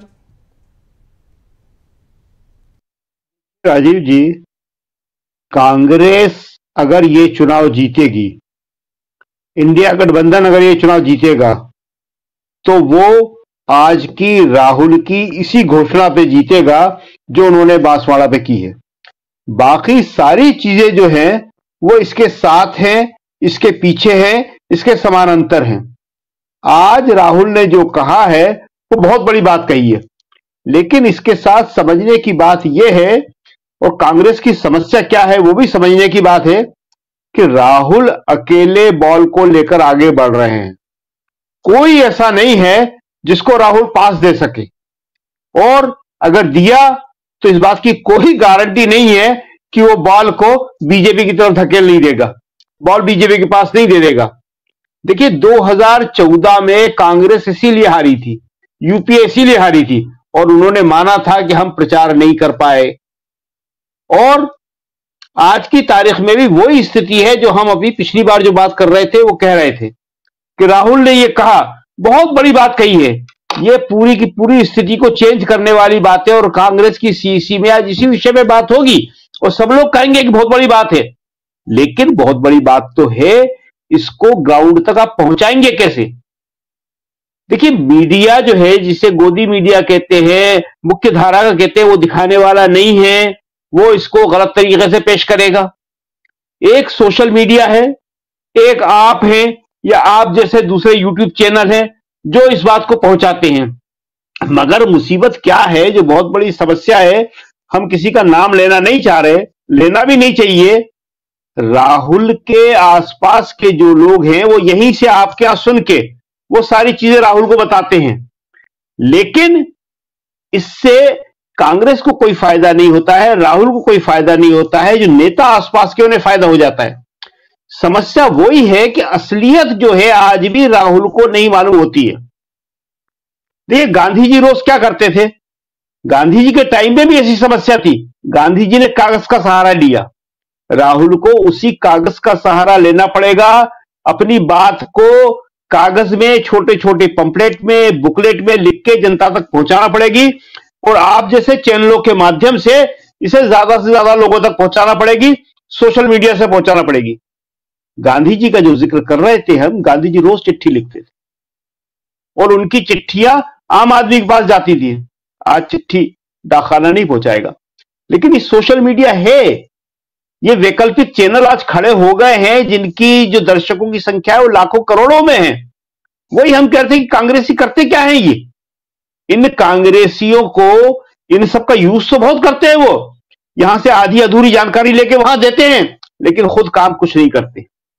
अगर ये ऐसे ही हुआ तो 2024 के चुनाव के बाद, जैसे 2014 में हमने विश्लेषण किया था, 2019 में किया था, 2024 में फिर करना पड़ेगा कांग्रेस की हार के कारणों पर। 2019 में तो राहुल ने खुद कहा था कि मेरे साथ किसने धोखा किया है, तो क्या आज राहुल को नहीं मालूम कि उनके साथ जो लोग हैं वो कितनी मेहनत से काम कर रहे हैं? आज राहुल ने जो कहा है उसको देश के लोगों तक अगर पहुंचाने में कांग्रेस सफल हो गई तो आप देखिएगा कि बीजेपी के लिए बहुत बड़ी समस्या बन जाएगी। युवा इतने आक्रोश में है, इतने दुख में है, इतना निराश है कि उसे अगर ठीक से बात समझ में आ गई, देखिए आम भाषा में समझाना पड़ेगी। ये जो राहुल के 5 न्याय हैं, ये हमने पहले भी कहा, आज फिर इसको दोहरा रहे हैं, ये आम भाषा में नहीं है, ये लोगों की समझ में नहीं आते हैं। और टीवी चैनल वाले कह रहे हैं, उनसे आप असहमत भी हो सकते हैं। जैसे एक भागीदारी न्याय है, बहुत सारे लोग हमसे पूछते हैं, आपसे ही पूछते होंगे कि क्या है, बड़ा मुश्किल हो जाता है समझाना। तो ये सारे काम अगर कांग्रेस नहीं कर पाई तो बेकार है। और जो आपने सीईसी की मीटिंग का कहा है, तो कोशिश उनको करना चाहिए कि अच्छे ईमानदार कैंडिडेट दें, वो सही कैंडिडेट दें। वो देखिए, जो बीजेपी ने किया है, जो मोदी जी ने किया है, उससे कम से कम एक सबक तो इनको लेना चाहिए कि जिन्हें हटाना है उन्हें निसंकोच उठा के बाहर फेंक देना चाहिए। प्रज्ञा सिंह को फेंका उन्होंने, रमेश बिधूड़ी को फेंका उन्होंने। कांग्रेस के पास ऐसे बहुत सारे लोग हैं जो कांग्रेस का नुकसान करते हैं, और कांग्रेस उनको टिकट फिर दे देती है। अभी जो गर्ग साहब कह रहे थे, बहुत अच्छी बात कह रहे थे कि अपने राज्यों में इन्हें कुछ करके दिखाना चाहिए। बहुत अच्छी बात कह रहे थे। 10 साल में तो कई जगह आपकी सरकारें रही हैं, आपने क्या करा? अगर कोई लिखने बैठ जाए तो आपको मुश्किल हो जाएगी कि भाई आपने क्या करा, आप बताइए तो कम से कम। और कुछ नहीं करते तो 2-4 बदमाश कांग्रेसियों को तो निकाल के बाहर कर देते, वो भी नहीं किया आपने। जो गए अपने आप गए, आप किसी एक बड़े कांग्रेसी नेता को निकाल के बाहर नहीं कर पाए। सबको मालूम है कि कौन आपके साथ विश्वासघात कर रहा है और कल कौन करने वाला है। देखिए, राजनीति नैतिकता से, एकेडमिक तरीके से, उन सिद्धांतों से नहीं चल सकती, क्योंकि कार्यकर्ता उससे प्रभावित नहीं होता है। आपको व्यवहारिक धरातल पर उतरना पड़ेगा। और आपका मुकाबला मोदी जी से है। जरा आप समझिए कि मोदी जी के भाषण, मोदी जी कुछ भी कह सकते हैं, मीडिया कुछ भी दिखा सकता है, तो आपको उसी स्तर पे जाके काउंटर करना पड़ेगा। आज अगर राहुल अपनी बात लोगों तक पहुंचा नहीं पाए और कांग्रेसियों ने उनका साथ नहीं दिया तो बड़ी मुश्किल हो जाएगी। और टिकट एक बहुत बड़ी चीज है जिसे कांग्रेस को समझना पड़ेगा कि ऐसे लोग किसी सिफारिश से, कांग्रेस में एक शब्द चलता है एडजस्टमेंट, एडजस्ट करा दो, तो यहां एडजस्ट कराने की स्थिति अब बिल्कुल नहीं है। एक और शब्द का जिक्र कर दें, शब्द पे याद आ गया हमें, कांग्रेस में एक बात और कही जाती है कि यहां हार्ड वर्क नहीं चलता, स्मार्ट वर्क चलता है। अरे जमाना हार्ड वर्क का है, ये स्मार्ट वर्क के जमाने बीत गए। स्मार्ट वर्क का मतलब बदमाशी, कि काम कम करो दिखाओ ज्यादा। ये सब, इससे अब काम चलने वाला नहीं है। मोदी और बीजेपी वास्तव में काम कर रहे हैं, वो काम झूठा हो या सच्चा हो, जैसा भी हो, लेकिन वो काम करके बता रहे हैं। आपको उसी स्तर पे काम करना पड़ेगा। राहुल काम कर रहे हैं। राहुल ने आज बोला है इस बात को कि मैंने हिंदुस्तान के नेताओं में या हिंदुस्तान के लोगों में सबसे ज्यादा लोगों से बात करी है। और सही कहा राहुल ने। उन्होंने पिछले साल और इस साल की यात्रा में जितने लोगों से बात करी है वो अपने आप में रिकॉर्ड है। वो कांग्रेस वही नहीं बता पाई आज तक कि कितने लोगों से राहुल ने बात करी है। राहुल का या प्रियंका का या सोनिया गांधी का यूपीए के टाइम में भी कोई फॉलोअप जो कांग्रेसी करते ही नहीं थे। सोनिया गांधी कह के आती थी। सोनिया गांधी ने एक बार कहा था ये बात कि कांग्रेस ये समझते हैं कि मैं कह के भूल जाती हूं, मगर भूलती नहीं हूं। मतलब क्या था कि सोनिया ने कहा ये काम करने को, कांग्रेसियों ने नहीं किया, सोचा सोनिया जी भूल जाएंगी। सोनिया जी नहीं भूली, मगर फिर भी उस कांग्रेसी का कान पकड़ के उसको बाहर नहीं कर पा रही। अभी हमने कल लिखा था, आपने देखा होगा कि अमेठी और रायबरेली से बहुत लोग आए थे कांग्रेस के दफ्तर में कि राहुल को अमेठी से लड़ाओ और प्रियंका को रायबरेली से लड़ाओ। और तब हमने उसी वक्त कहा था, ये लिखा था हमने कि लोग तो आ गए हैं, मगर क्या राहुल और प्रियंका को और सोनिया जी को यह मालूम नहीं है कि राहुल को हराने वाले लोग कौन थे? वो आज ही बैठे हुए हैं अमेठी में। क्या उन्हें निकाल पाई कांग्रेस? और नहीं निकाल पाएगी तो राहुल फिर से वहां लड़ जाएंगे तो मुश्किल तो बहुत होगी ना। आखिर जो स्मृति ईरानी वहां दोबारा लड़ने को तैयार हो गई है, क्यों हो गई है? इसलिए कि उन्हें विश्वास है कि कांग्रेसी मेरा साथ देंगे। स्मृति ईरानी के लिए सीट की कमी नहीं है। कोई सी भी सेफ सीट जो है हिंदुस्तान में स्मृति ईरानी को दी जा सकती थी, वो जाके लड़ सकती थी, लेकिन दोबारा अमेठी आई है वो। एक बार का तो समझ में आता है कि राहुल को हराना था, लड़ ली, दोबारा इतना बड़ा रिस्क क्यों ले रही है वो? कांग्रेसियों को इस बात को समझना पड़ेगा। एकेडमिक लड़ाई नहीं है ये नैतिक लड़ाई नहीं है, ये खाली बातों से जीती जाने वाली लड़ाई नहीं है ये। और दांव खाली कांग्रेस का नहीं लगा है, देश के लोकतंत्र के बारे में जिनकी आस्था है उनका दांव लगा हुआ है। ये देश की धर्मनिरपेक्षता में जिनका आस्था है उनका दांव लगा हुआ है। गरीब का, पिछड़े का, दलित का, इन सब का दांव लगा हुआ है ये नहीं, कांग्रेस कोई एक पार्टी नहीं है और कांग्रेस किसी एक व्यक्ति की या कांग्रेसियों की भी पार्टी नहीं है। ये कांग्रेस देश की वो पार्टी है जिसने आजादी का नेतृत्व किया था, जिसके साथ हजारों लाखों लोगों की भावनाएं जुड़ी हुई हैं कांग्रेस के साथ, कांग्रेस की नीतियों के साथ। तो ये बात राहुल को समझना बहुत जरूरी है। गर्ग साहब ने बहुत सही कहा है कि अगर इन बातों को नहीं समझा, उन पर अमल नहीं किया, कुछ करके नहीं दिखाया, तो आपका मैसेज पहुंचना बहुत मुश्किल हो जाएगा। आज जरूरत है कांग्रेस का मैसेज, राहुल का मैसेज लोगों तक पहुंचाने का। और राहुल के साथ जो लोग खड़े हुए हैं उन्हें ईमानदारी से राहुल का साथ देना चाहिए, और नहीं दे पा रहे तो राहुल को वो हिम्मत दिखाना चाहिए कि उनको निकाल के बाहर करें। राहुल ने कहा था जब पहली यात्रा शुरू कर रहे थे कि मैं अकेला ही चलूंगा। राहुल अकेले भी चले तो देश उनके साथ चल देगा, लेकिन आसपास जितने भी ये शल्य है, ये जो विभीषण है उनके साथ साथ, ये जयचंद है ये जो उनके साथ साथ, उन सबको राहुल को दूर करना पड़ेगा अपने पास से। और राहुल पे लोगों का विश्वास है, मगर उनके आसपास के बहुत सारे लोगों पे लोग विश्वास नहीं करते हैं। ये राहुल को देखना होगा। जी जी बिल्कुल बिल्कुल, बात कड़वी है लेकिन सच्ची है, और यही बात आप कह रहे हैं, वही बात श्रवण गर्ग साहब भी कह रहे थे कि कड़वी जरूर लग रही होंगी कांग्रेस के समर्थकों को, कांग्रेस के नेताओं को, लेकिन बात कहीं ना कहीं समझनी होगी। इसलिए भी कि राहुल गांधी अकेले हैं, एक कारवां उनके साथ बनता गया, लाखों लोग उनके साथ जुड़ते गए, लेकिन उसका फॉलोअप कहाँ है? अगर है तो शायद हम लोगों के पास जानकारी नहीं है, वो जानकारी हम लोगों तक भी होनी चाहिए।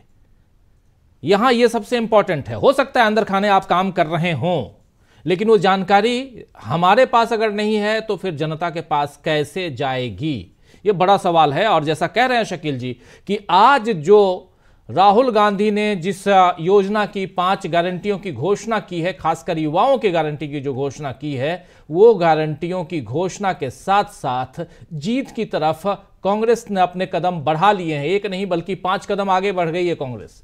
लेकिन क्या ये सिर्फ घोषणा मात्र से होगा, या यहां पर कुछ काम करके, यानी कि धरातल पे लोगों को अपनी तरफ आकर्षित करके भी होगा? उसी इसमें मध्य प्रदेश में जाते हैं अमित शाह और कहते हैं कि कांग्रेस के कार्यकर्ता भी मिले तो उसको अपनी पार्टी में ले आओ। लेकिन कांग्रेस क्या करती है ये देखिए, सोचिए जरा। लेकिन एक इंपॉर्टेंट पहलू है जिससे डॉक्टर प्रकाश हिंदुस्तानी जी आपसे समझना चाहता हूं। जब बात यहां खुल के कर रहे थे हमारे साथी शकील अख्तर जी, जयचंदों को बाहर करो और किसको बाहर करो कह रहे थे, जब सुना रहे थे, ये छिंदवाड़ा में क्या होने जा रहा है डॉक्टर प्रकाश हिंदुस्तानी जी? शांति कायम है, खामोशी है। नकुल नाथ ने पहले से घोषणा कर दी है कि मैं वहां से चुनाव लड़ूंगा, लेकिन अंदर खाने जो खबरें आती हैं कि घोषणा तो होगी कांग्रेस से, लेकिन वो बाद में वैसे ही पलटी मार जाए जैसी पलटी किसी और ने, किसी नौकरशाह ने मारी थी, कि उस समय कांग्रेस कुछ कर नहीं पाई। अगर ऐसा हो गया तो फिर कैसे? भागीरथ प्रसाद ने पलटी मारी थी 2014 में। उन्हें टिकट कांग्रेस का मिला था, लेकिन वो चुनाव लड़े बीजेपी के चिन्ह पे। ये देश में अनूठा मामला था। अब जिन जयचंदों की बात कर रहे हैं उन सब के मामले में निर्णय तो राहुल गांधी को लेना है। जो कमलनाथ और नकुलनाथ दिल्ली आते हैं, पत्रकारों के जवाब में घुमाते हैं, पत्रकार पूछते हैं कि आप बीजेपी में जाएंगे तो कहते हैं कि आपको पहले बताऊंगा, लेकिन एक ये शब्द नहीं कहते कि मैं नहीं जाऊंगा। सस्पेंस बना के रखते हैं। उज्जैन में जब वे आते हैं तो कमलनाथ राहुल गांधी के साथ महाकाल के मंदिर में जाते हैं और पूजा अर्चना करते हैं।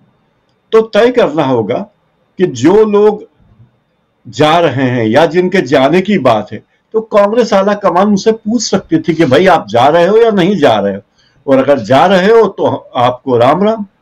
तो ये क्यों देखिए, इस चुनाव में कांग्रेस और बीजेपी में बहुत बुनियादी अंतर है।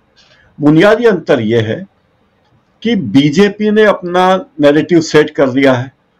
वो सही है, गलत है, हास्यास्पद भी है, क्योंकि 303 सीटें आई थी और 70 सीटों पर 74 सीटें उससे ऐसी थी जिसपे बीजेपी दूसरे नंबर पे थी। तो उन्होंने कहा कि साहब वो 2 नंबर वाली सीटें भी हम जीतेंगे जहां सेकंड थे, और इस तरह हम 300 पे आ जाएंगे। लेकिन चुनाव कोई अर्थमेटिक नहीं है राजीव जी, कि साहब इंदौर में अगर क्रिकेट मैच में एक खिलाड़ी ने 1 ओवर में 36 रन बना लिए, हर बॉल पे छक्का मार दिया, 6 बॉल पे छक्का मार दिया, तो 20 ओवर में कोई 720 रन नहीं बनने वाले। ये बात बीजेपी जानती है, और बीजेपी लेकिन नैरेटिव सेट कर रही है। 370 बार बार कह रही है। इसका मतलब ये वो लोगों को याद दिला रहे हैं। अनुच्छेद 370 के मामले में बीजेपी ने जो किया वो उसका क्रेडिट लेना चाहते हैं।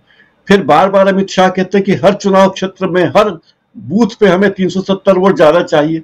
तो अचानक 370 से मोहब्बत क्यों हो गई? ये सब बीजेपी के प्रचार करने के अपने तरीके हैं, और बीजेपी के सामने बहुत सारी चुनौतियां हैं जिनकी बातें हमें करने की कोई जरूरत नहीं, क्योंकि ये अप्रासंगिक होगा।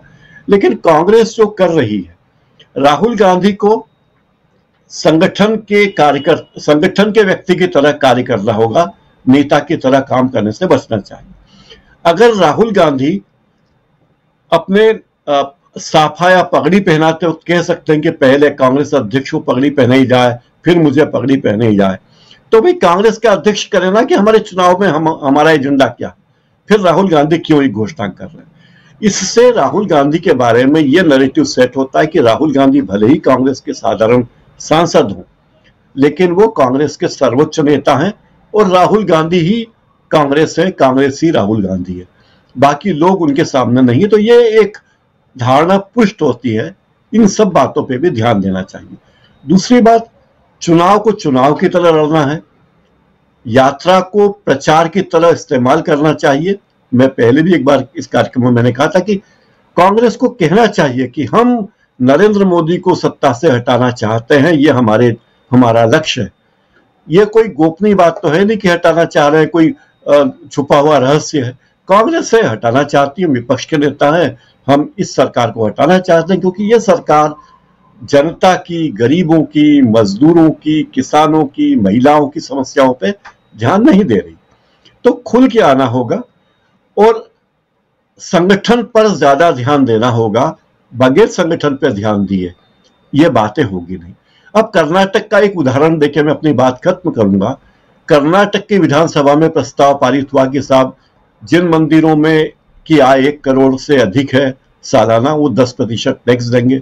वो प्रस्ताव विधान परिषद में फेल हो गया। लोकसभा चुनाव सामने है और इस तरह की बातें करना, जबकि आप जानते हैं विधान परिषद में ये पारित नहीं हो पाएगा आपका प्रस्ताव, तो क्यों रखा?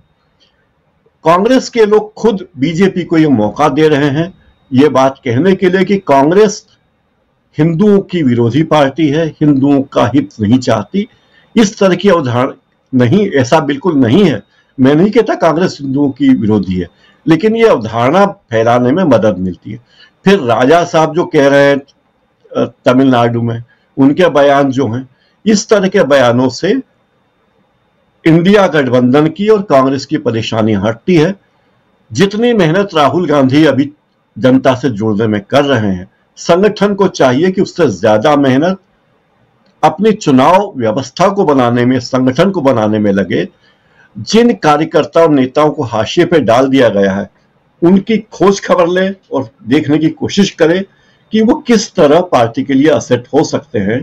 क्योंकि सारे लोगों को आप एक तरफ रख दें और कहे कि हम फिर से नई कांग्रेस बनाएंगे, ये जो कांग्रेस है ये साल, 2 साल, 5 साल में नहीं बनी है, दशकों की लड़ाई के बाद बनी है। तो उस कांग्रेस को अक्षुण्ण रखना, बनाए रखना भी कांग्रेस के नेताओं की जिम्मेदारी है। राजीव, बिल्कुल आप सही कह रहे हैं। कम से कम मौका नहीं देना चाहिए, और ऐसे समय में जब सामने चुनाव हो तो साम दाम दंड भेद जो कहते हैं उन सब का इस्तेमाल ज़रूर करें, और साथ साथ ये ज़रूर ध्यान रखें कि कहीं हमारी पार्टी को, हमारे गठबंधन को तकलीफ ना हो जाए, क्योंकि सारी चीज़ें ठीक दिशा में चलती हुई दिखाई देती हैं, लेकिन बीच में अवरोधक, ऐसे स्पीड ब्रेकर क्यों आप खुद जानबूझकर अगर ले आते हैं तो वो ठीक नहीं है। इसी की चर्चा कर रहे हैं। कई सारे साथियों को लगता होगा कि यहाँ तो बैठ के क्रिटिसाइज ही कर रहे हैं, लेकिन क्रिटिसाइज निंदक नियरे राखी आंगन कुटी छवाए, ये आपने सुना होगा। और ये निंदा जो है ये ज़रूरी है, ताकि आज आप संभलिए और कल जो है आपका बेहतर हो। हम भी वही चाहते हैं कि देश का लोकतंत्र बना रहे और संविधान मजबूत रहे, और इसी के लिए तो ये चर्चा कर रहे हैं। तो जो साथी हमारी चर्चा से निराश हो रहे हों, उनके लिए एक आशा की उम्मीद और उसी आशा की तरफ जरा बढ़ना चाहता हूं। हमारे साथी प्रशांत टंडन जी, जरा निराशा की बातें मैं देख रहा हूं, कमेंट बॉक्स में कमेंट लिख रहे हैं लोग कि अरे आप लोग क्या कह रहे हो, यहाँ कुछ और ऐसा वैसा। लेकिन जो धारा है, जो विचार है वो रखना चाहिए। कल को छिंदवाड़ा से वही घटना न घटित हो जाए जो घटना 2014 में घटी थी, तो इस पर इशारा करना, उस पर चर्चा करना हमारा फर्ज बनता है। कमलनाथ क्यों नहीं आखिर खुल के कहते हैं कि हम नहीं जा रहे हैं, कहीं नहीं जा रहे हैं? क्यों कहते हैं कि अगर जाएंगे तो सबसे पहले आपको बताएंगे? दोनों में फर्क है, इस फर्क को समझने की जरूरत है। खैर प्रशांत जी, यहां मजबूती की बात जरा आपसे समझना चाहता हूं। अभी तक जो कुछ हुआ है, क्या ये एक मजबूत विपक्ष के रूप में उभरता हुआ भी दिखाई देता है कि नहीं देता है? राजीव जी, देखिए, बीजेपी और दूसरी पार्टियां, कांग्रेस या इंडिया गठबंधन की दूसरी पार्टियां, वामपंथी पार्टियां, ये अलग अलग पार्टियां हैं, इनके काम करने के तरीके अलग अलग हैं। इस बात में कोई दो राय नहीं है कि बीजेपी सबसे पैसे वाली पार्टी है, केवल भारत में नहीं पूरी दुनिया में। कैसे पैसे वाली पार्टी हम सब जानते हैं। बीजेपी के पास एजेंसियों का दुरुपयोग करने का भी एक साधन है। चुनाव आयोग निष्पक्ष नहीं है। एसबीआई क्या कर रहा है हम देख रहे हैं। मीडिया, जो बीजेपी का समर्थित मीडिया है, वो क्या कर रहा है सरकार का समर्थित, वो भी हम देख रहे हैं। ये सब सच्चाई है। दूसरी सच्चाई ये है राजीव जी कि बतौर पत्रकार अगर हमको पूरा अख्तियार है कि हम विपक्ष की भी आलोचना करें, लेकिन अभी ऐसी स्थिति में हमको थोड़ी सी मेहनत ये करनी पड़ेगी कि हमको जो मीडिया हम तक पहुंचाया जा रहा है खबरें, उसके अलावा भी हम तलाशें। अब मैं आपको बताऊं कि शिवसेना उद्धव ठाकरे की संपर्क जनसंवाद यात्रा चल रही है। लाखों की भीड़ को रोज संबोधित कर रहे हैं उद्धव ठाकरे। रोज एक नई लोकसभा में जा रहे हैं, रोज। और आदित्य ठाकरे अलग कर रहे हैं, उद्धव ठाकरे अलग कर रहे हैं। ममता बनर्जी आज, मतलब कल वो है अंतर्राष्ट्रीय महिला दिवस, आज लाखों की भीड़ महिलाओं की सड़कों पे है बंगाल में। ममता बनर्जी उसके साथ है। 10 तारीख को उतनी ही बड़ी रैली हो रही जितनी अभी हमने गांधी मैदान में देखी कलकत्ता में हो रही है। तेजस्वी यादव ने 10 दिन तक रैलियां की। लेकिन ये मीडिया उसको नहीं दिखाएगा, तो काम तो हो रहा है। हिमाचल प्रदेश की सरकार ने जो ओल्ड पेंशन स्कीम है उसको आते ही लागू कर दिया था। राजस्थान गहलोत सरकार के समय गिग इकॉनमी पर कानून बनाने वाला पहला कर्नाटक में गिग वेलफेयर बोर्ड बन चुका है। 200 यूनिट तक बिजली का फ्री हो चुका है। बस की यात्रा फ्री हो चुकी है, जो उनकी गारंटी थी। अब ये 30 लाख की नौकरियां जो उसको राहुल जी कह रहे हैं, ये सेंट्रल पूल की नौकरियां हैं। ऐसा नहीं कि तेलंगाना और कर्नाटक की सरकार जो है वो बैठी हुई है, वहां कोई काम नहीं हो रहा। बहुत काम हो रहा है। वो अपने जो उन्होंने वादे किए थे वो काम हो रहे हैं वहां पे। तो ये जरा हमको ऑब्जेक्टिव एनालिसिस भी करनी चाहिए। बिल्कुल ठीक बात है कि कांग्रेस को ये बातें, कांग्रेस के अंदर आस्तीन के सांप है, इसमें कोई दो राय नहीं।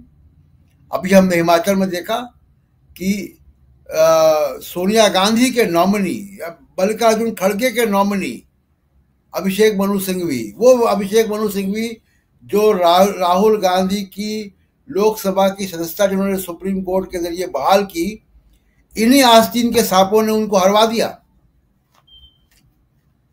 और वही वहां पे जांच भी कर रहे हैं। तो कांग्रेस को ये जरूर करना चाहिए कि हाँ, ये इस तरीके के लोग जो है, जो कमलनाथ तरीके लोग हैं। अभी आप देखिए, उत्तर प्रदेश में एक बड़े नेता के खिलाफ ये अफवाह चल गई कि वो बीजेपी में जा रहे हैं या बीजेपी के संपर्क में। वो मीडिया पे आए, उन्होंने सीधे सीधे कहा कि ये अफवाह है, मैं कांग्रेस में ही था, कांग्रेस में रहूंगा, मैं बीजेपी में नहीं जा रहा हूं। ये सिंपल सी बात कमलनाथ आज तक नहीं कह पाए।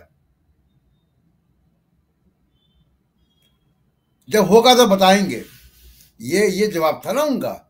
तो ऐसे लोगों को जरूर कांग्रेस को जो है किनारा करना चाहिए, इसमें कोई दो राय नहीं है। लेकिन ये कहना है कि साहब वो काम नहीं हो रहा है या जन संवाद नहीं हो रहा है, ये मैं मानने को तैयार नहीं हूं, क्योंकि मैं देख रहा हूं कि किस स्तर पे काम हो रहा है।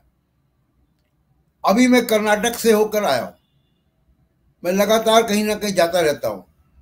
कर्नाटक में एक एग्जांपल आपको केवल दे दूं कि कर्नाटक में सिर्फ कांग्रेस ने सरकार नहीं बदली, दो बातें हैं। एक सिद्धारमैया का जो अहिंदा एक सोशल अलायंस है वो अभी भी इंटैक्ट है, मैंने जाके पड़ताल की कि उसका क्या हो रहा है, वो अभी भी इंटैक्ट है। दूसरा ये कि वो सिविल सोसाइटी वहां की उसने बड़ा रोल प्ले किया था। मैं एग्जांपल दे दूं केवल, 2018 में कर्नाटका में 70% पोलिंग हुई थी, मुस्लिम टर्नआउट 55% था। इस सिविल सोसाइटी ने इलेक्टोरल रजिस्ट्रेशन करवाए, इस बार 72% वोट पड़ा, मुस्लिम टर्नआउट 69%। तो काम बहुत जगह हो रहा है। उत्तर प्रदेश में बीएलए या ब्लॉक लेवल, वो बूथ लेवल वर्कर्स का बड़ा एक ट्रेनिंग प्रोग्राम चल रहा है लाखों के स्तर पे।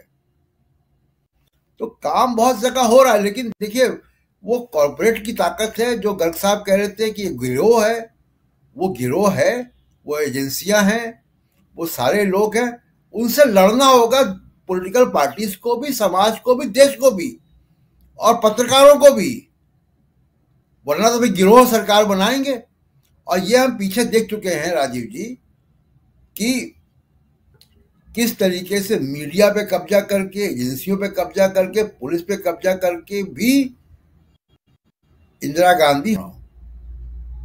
तो ये कोई जीत की गारंटी नहीं है कि हम चुनाव आयोग, एजेंसियां, सीबीआई, इनकम टैक्स और मीडिया पे सेंसरशिप करके चुनाव जीत जाएंगे। ये इसकी कोई गारंटी नहीं है राजीव जी। बिल्कुल सही कह रहे हैं, कोई गारंटी नहीं है। राहुल लाल जी, देखिए, मैं अभी प्रकाश हिंदुस्तानी जी एक कर्नाटक के मंदिर को लेके एक तथ्य रख रहे थे कि वही मंदिर को लेके कांग्रेस ने उस प्रकार का चीज क्यों किया और अंत विधान परिषद में हारना भी था और छवि भी खराब हुई।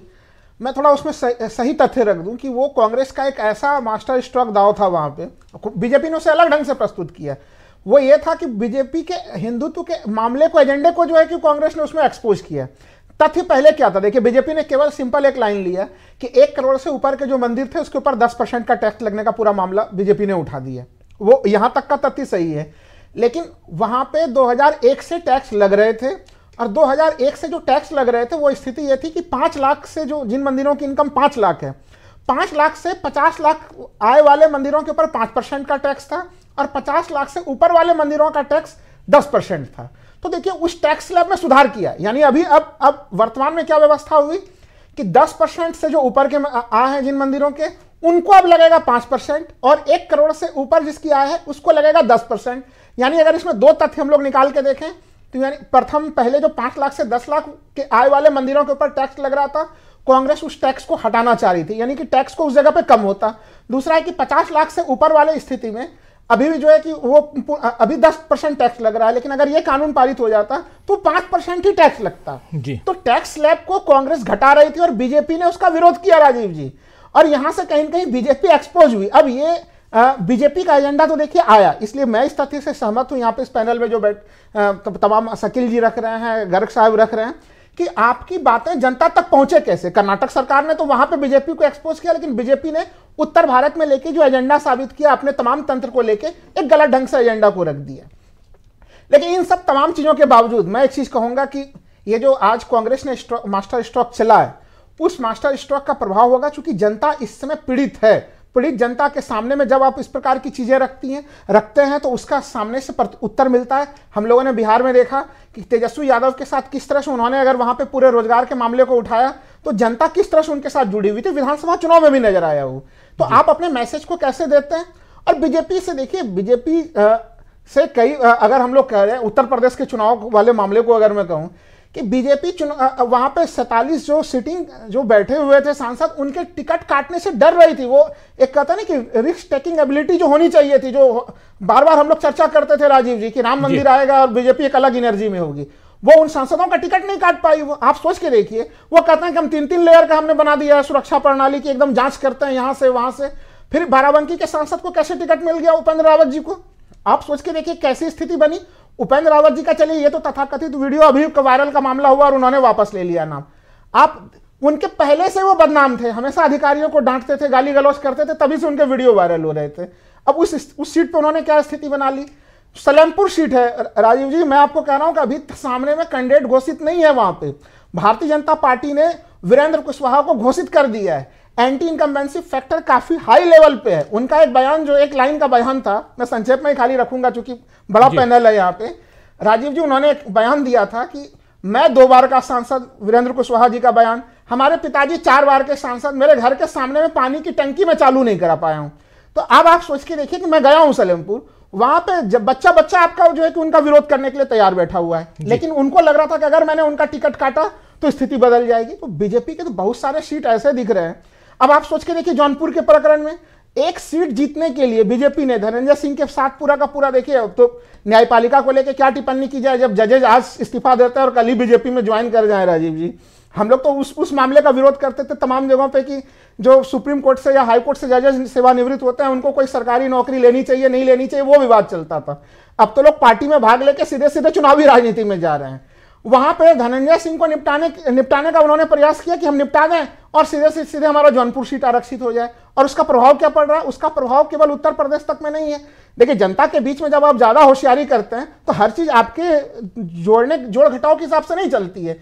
स्थिति यह है कि जो बिरादरी के लिए बीजेपी पहले बदनाम थी उत्तर प्रदेश में कि सबके ऊपर कार्रवाई होती, हम ही लोग कहते थे कि भाई धनंजय सिंह विधानसभा चुनाव में क्रिकेट खेलते हुए देखे जाते तो कार्रवाई नहीं हो रही थी। वैसे लोगों को आपने सीधे सीधे काम किया और फिर आप एक दूसरा समुदाय नाराज हो गया। और वो समुदाय की नाराजगी केवल उसी सीट तक शामिल नहीं है, वो उत्तर प्रदेश से लेके वो समुदाय पहले ही आप देखिए राजस्थान में गोगा मेडी हत्याकांड के बाद से राजीव जी वो नाराज बैठा हुआ था। वहां पे जिस तरह से वसुंधरा राजे को नजरअंदाज किया गया था वहां से नाराज बैठा हुआ था।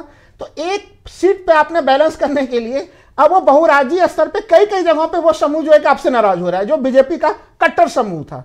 तो हम लोगों को बीजेपी अभी जो कांग्रेस वर्ग जो टिकट बंटवारा कर रही है उनको बहुत ही सावधानी रखना चाहिए और इन तमाम तरह की चीजों के साथ अगर वो सावधानी रखते हुए काम करेंगे तो मुझे नहीं लग रहा, क्योंकि अंतिम में जनता फैसला करती है। और इस चुनाव को मैं 2004 के चुनाव की तरह देखता हूं जिसमें तमक जमक सत्ता पक्ष के प्रति रहेगा, क्योंकि तमाम संवैधानिक संस्थाएं उनके साथ हैं, उनके साथ पूंजीपति हैं, सब कुछ है। तो वो उनका बड़ा चेहरा हम लोग को सदैव दिखेगा। विपक्ष का चेहरा दिखने के स्तर पे हमें कभी बड़ा नहीं दिखेगा, लेकिन जनता को तय करना है कि वो किस दिशा में जाएंगे। और जनता ने निर्णय ले लिया और बीजेपी की उल्टी गिनती शुरू हो गई, वो डरी हुई नजर भी आ रही है अपने टिकट वितरण तक में भी। जी बिल्कुल। गर्ग साहब, क्लोजिंग कमेंट आपसे चाहूंगा, कौन सा मजबूत पक्ष आप देखते हैं इंडिया गठबंधन कांग्रेस पार्टी का? शकील जी भी कुछ जोड़ना चाहते हैं? जी हाँ जी, देखिए राजीव जी, अभी राहुल जी ने एक बहुत अच्छा तथ्य रखा और ये तथ्य जो है मंदिरों के बारे में हमारा यही सवाल था कि कर्नाटक गवर्नमेंट आप तक क्यों नहीं पहुंचा पाई। अगर कर्नाटक गवर्नमेंट राहुल लाल जी के बोलने से पहले पहुंचा देती तो ये तथ्य यहां से पहले पूरे देश में पहुंच जाता। बस सच्चाई ये है कि देश को वो बात नहीं मालूम। अभी बीजेपी ने एक ट्वीट किया और बीजेपी ने बड़ा हल्ला बचाया कि 2G, कि कांग्रेस को लाओगे 2G फिर से होगा। ये आज तक लोगों को नहीं मालूम कि 2G के मामले में विनोद राय कोर्ट के अंदर हलफनामा देकर, शपथ पत्र देकर माफी मांग चुके हैं कि मैंने 2G के बारे में गलत जानकारी दी थी। यही सारी बातें हैं कि ये जानकारियां कांग्रेस जो है लोगों तक पहुंचा नहीं पा रही है और पहुंचाना बहुत जरूरी है। अगर वो राजीव जी तक बात पहुंचा दे, आपके अखबार में भी आता है, लाखों लोग तो अखबार पढ़ते हैं, वो करोड़ों लोग चैनल देखते हैं। हमारा यही कहना है कि ये चीजें क्यों नहीं पहुंचाती है। वो 2G के बारे में कितने लोगों को मालूम है कि विनोद राय ने माफी मांगी है? मीडिया का एक धड़ा है जो नहीं पहुंचा रहा है, वो बहुत ज्यादा फैला हुआ है, लेकिन हम जैसे लोग तो पहुंचा ही रहे हैं। अखबार में आप भी लिख रहे हैं और चैनल के जरिए पहुंचा ही रहे हैं। हो सकता है यही धीरे धीरे और ज्यादा पहुंचे, लिंक के जरिए इधर उधर जैसे भी हो, पहुंच तो रही है। सवाल हमारा यह है कि वो जो है कांग्रेस इस काम को क्यों नहीं कर रही है। आप तो पहुंचा रहे हैं अपने सोर्स से, आपको जो मिल रहा है मेहनत करके आप जो ला रहे हैं वो पहुंचा रहे हैं, लेकिन ये कर्नाटक गवर्नमेंट का उदाहरण है कि ये तो उन्हें खुद पहुंचाना चाहिए था, प्रेस नोट लेके आपके दफ्तर में आना चाहिए था कि भैया एक प्रेस नोट हमारा दिखा दो। इसी तरह विनोद राय का जो शपथ पत्र है वो कितने लोगों के पास है, अभी हमें हमारे फोन में है, वो हम निकाल के भी हल दे सकते हैं। लेकिन कितने लोगों के पास है विनोद राय का वो शपथ पत्र कि विनोद राय ने अदालत के अंदर, कोर्ट के अंदर माफी मांगी कि मैंने 2G पे गलत तथ्य दिए थे। अभी कल का ट्वीट है ना बीजेपी का, कांग्रेस ने क्या उसका खंडन किया? कहीं आया कि विनोद राय तो माफी मांग चुके हैं, तुम क्या लिख रहे हो? तो ये हमारा कहना है कि कांग्रेस, बल्कि ये पूरा का पूरा एक ऐड बनाया है, कैंपेन है, वो एड कैंपेन है, मत भूलो 2G, वो कैंपेन है जिसमें वो बिल्कुल वो फर्जी कैंपेन है। खैर आप सही इशारा कर रहे हैं, सही बात कर रहे हैं कि कांग्रेस को इस पर काउंटर करना चाहिए कि अब फिर से अभी 2G कहां से लेके आ रहे हैं। लेकिन एक दूसरा पहलू और उस पर चर्चा जरूरी, उसके साथ क्लोज करना चाहता हूं इस कार्यक्रम को। श्रवण गर्ग साहब, क्या यहाँ मजबूत पक्ष कौन सा है जिससे यहाँ ये दिखाई दे कि आने वाले समय में चाहे डेमोक्रेसी की बात हो, चाहे संविधान की बात हो, और चाहे इस देश की जो एक परंपरा रही है उसकी बात हो, उस दिशा में इस देश को आगे बढ़ते हुए हम देखेंगे? एक मजबूत चुनौती पेश करता हुआ अगर विपक्ष दिखाई देता है तो कौन सा वो मजबूत धड़ा है? राजीव जी, बहुत टाइम हो गया आपके डिबेट में, 8:45 हो गया है और सब लोग काफ़ी बोल चुके हैं, तो मेरे पास बोलने को कुछ ज़्यादा है नहीं। मैं केवल 2-3 संक्षिप्त में चीज़ें बोलना चाहता हूँ। पहली तो चीज़ ये कि कॉन्फिडेंस रखना चाहिए कि ये जनता इस समय परिवर्तन के मूड में है और देशव्यापी स्तर पर उसकी हवा चल रही है। दूसरी चीज़ ये कि मैं इस पक्ष में अभी नहीं हूँ कि आज इस मौके पर जयचंदों के खिलाफ कोई कार्रवाई की जाए या पार्टी में किसी भी तरह की कोई कार्रवाई की जाए, ये मौका नहीं है। लड़ाई के वक्त में आप इस तरह की कार्रवाई नहीं कर सकते, हालांकि करते हैं। यूक्रेन में अभी लड़ाई चल रही है और वहाँ पता चला कि जो उनके चीफ कमांडर हैं उनके कारण बहुत नुकसान हुआ, तो उनको वहाँ के राष्ट्रपति ने हटा दिया। वो एक उदाहरण है। दूसरा ये कि मंदिर का, कर्नाटक के मंदिर का मुद्दा हो या और मुद्दे हों, अभी वो मुद्दा नहीं है। अभी केवल एक ही मुद्दा है कि सरकार को हटाना है। सबसे बड़ा मुद्दा वही है। राहुल के आसपास किस तरह के लोग हैं ये बहुत पता है सबको, राहुल को भी पता होगा, पर अभी वो क्या करें। मैं केवल एक बात कहता हूं कि ये जो मुद्दा आया है SBI वाला, अगर सुप्रीम कोर्ट इस पे कुछ नहीं करता है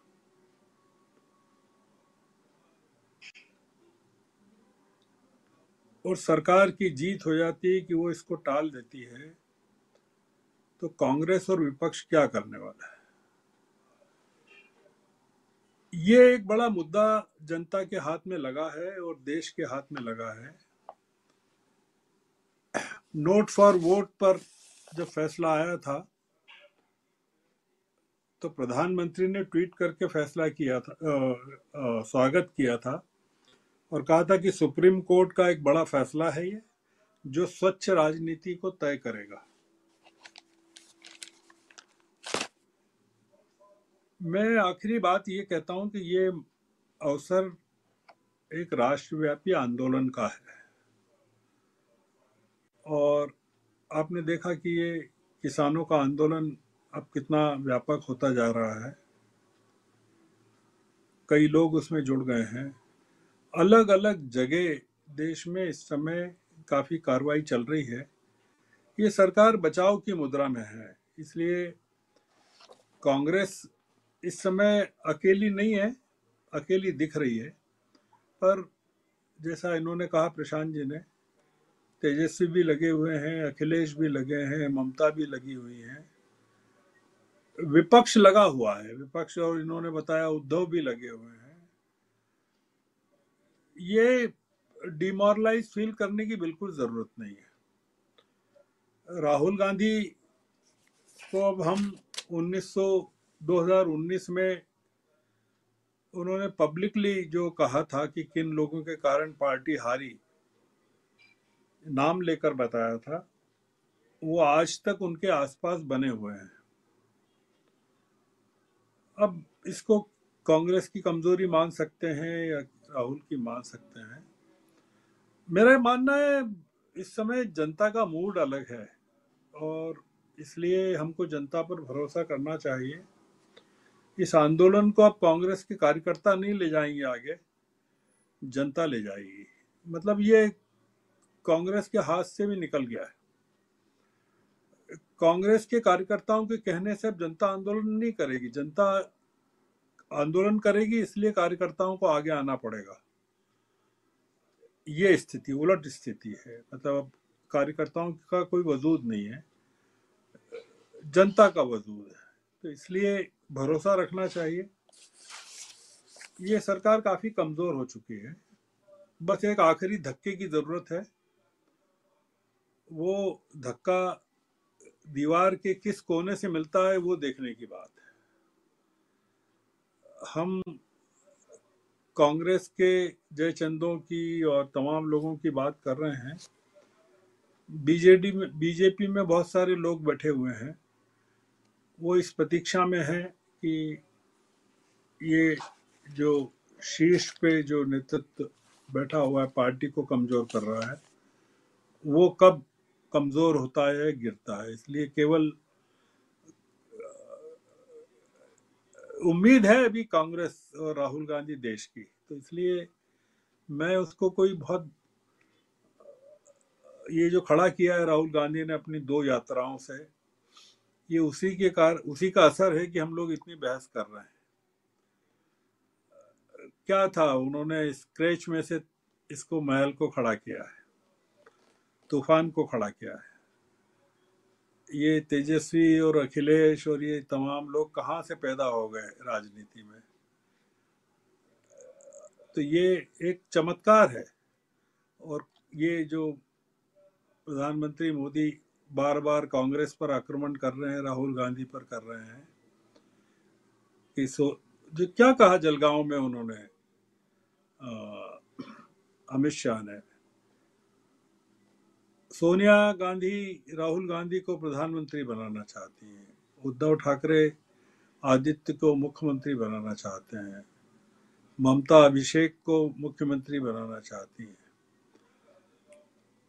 ये जो, या लालू या तेजस्वी को मुख्यमंत्री, जो परिवारवाद का नाम लेकर उन्होंने जो हमला किया, ये डरे हुए हैं राजीव जी, और हमको इनके डर का फायदा लेना चाहिए। मतलब हमसे, मेरा मतलब है कि वो तमाम लोग जो परिवर्तन की बात कर रहे हैं, उनको इनके डर का फायदा लेना चाहिए। इनके पास नहीं है इतने लोग जितने इस समय, आपने जो सवाल पूछा, इंडिया गठबंधन के बाद जितने नेता हैं इस समय अलग अलग राज्यों में जो हैं, जैसे ममता हैं, वो मान लीजिए इंडिया अलायंस में नहीं आई हैं, पर वो कमजोर किसको कर रही हैं? बीजेपी को कर रहे हैं ना। तो इसलिए विपक्ष तो मजबूत हो रहा है ना, वो कोई मोदी जी के साथ तो नहीं मिल रही हैं। इसलिए ये बहुत बड़े बड़े लोग तमाम जगहों पर अपनी लड़ाई लड़ रहे हैं।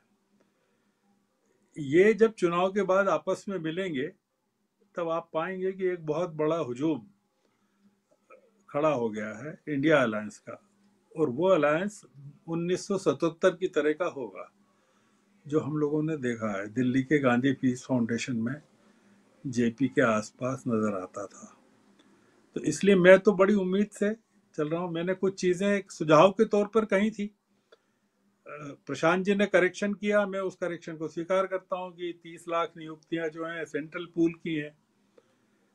पर मेरा मतलब मामला ये नहीं था। मैंने कहा कि जो आप स्कॉलरशिप देना चाहते हैं डिप्लोमा होल्डर्स को या अप्रेंटिसशिप के लिए, कोई ऐसा मौका निकाल लीजिए कि आप ये बता सके कि भाई हमने काम शुरू कर दिया, बस, और कुछ नहीं। मेरा उसमें कोई ये इरादा नहीं है बताने का। 30 लाख अगर सेंट्रल पूल की है तो सेंट्रल पूल से ही दी जा सकती है, पर 1 लाख रुपए की डिप्लोमा होल्डर्स को या एंटरप्रेन्योर्स को स्टाइपेंड अगर साल का देना है तो वो तो राज्यों में दिया जा सकता है, राज्यों के फंड से दिया जा सकता है। कुल मिलाकर यह कि नियत हमको बताना है कि हम कर पा रहे हैं या कर रहे हैं या करना चाहते हैं,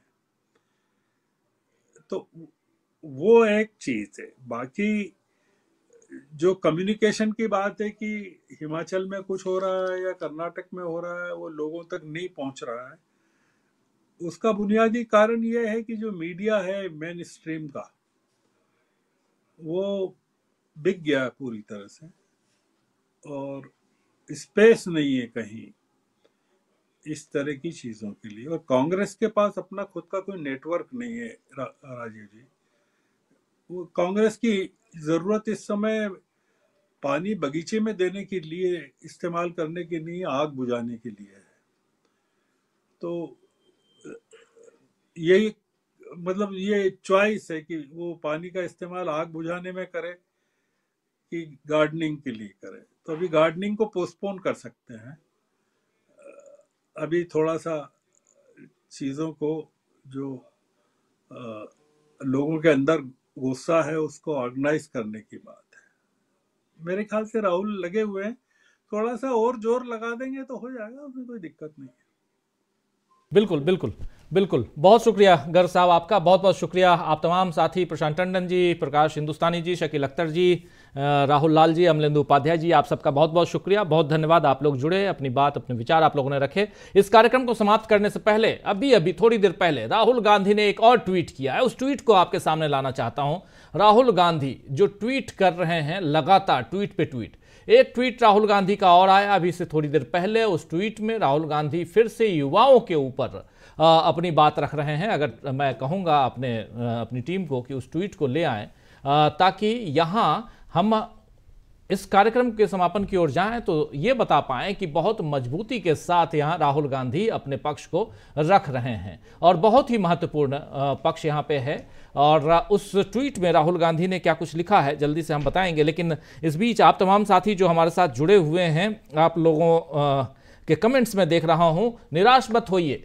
बातें बहुत हम लोग अपने अपने हमारे जो पैनलिस्ट साथी हैं करते हैं, लेकिन वो बहुत इंपॉर्टेंट बातें करते हैं। लिख रहे हैं राहुल गांधी, युवाओं एक और खुशखबरी सुनो। एक खुशखबरी तो दे चुके, लेकिन एक और खुशखबरी सुनो। कांग्रेस की भर्ती भरोसा योजना 30 लाख पदों पर स्थायी नियुक्ति की गारंटी है। हम न सिर्फ विभिन्न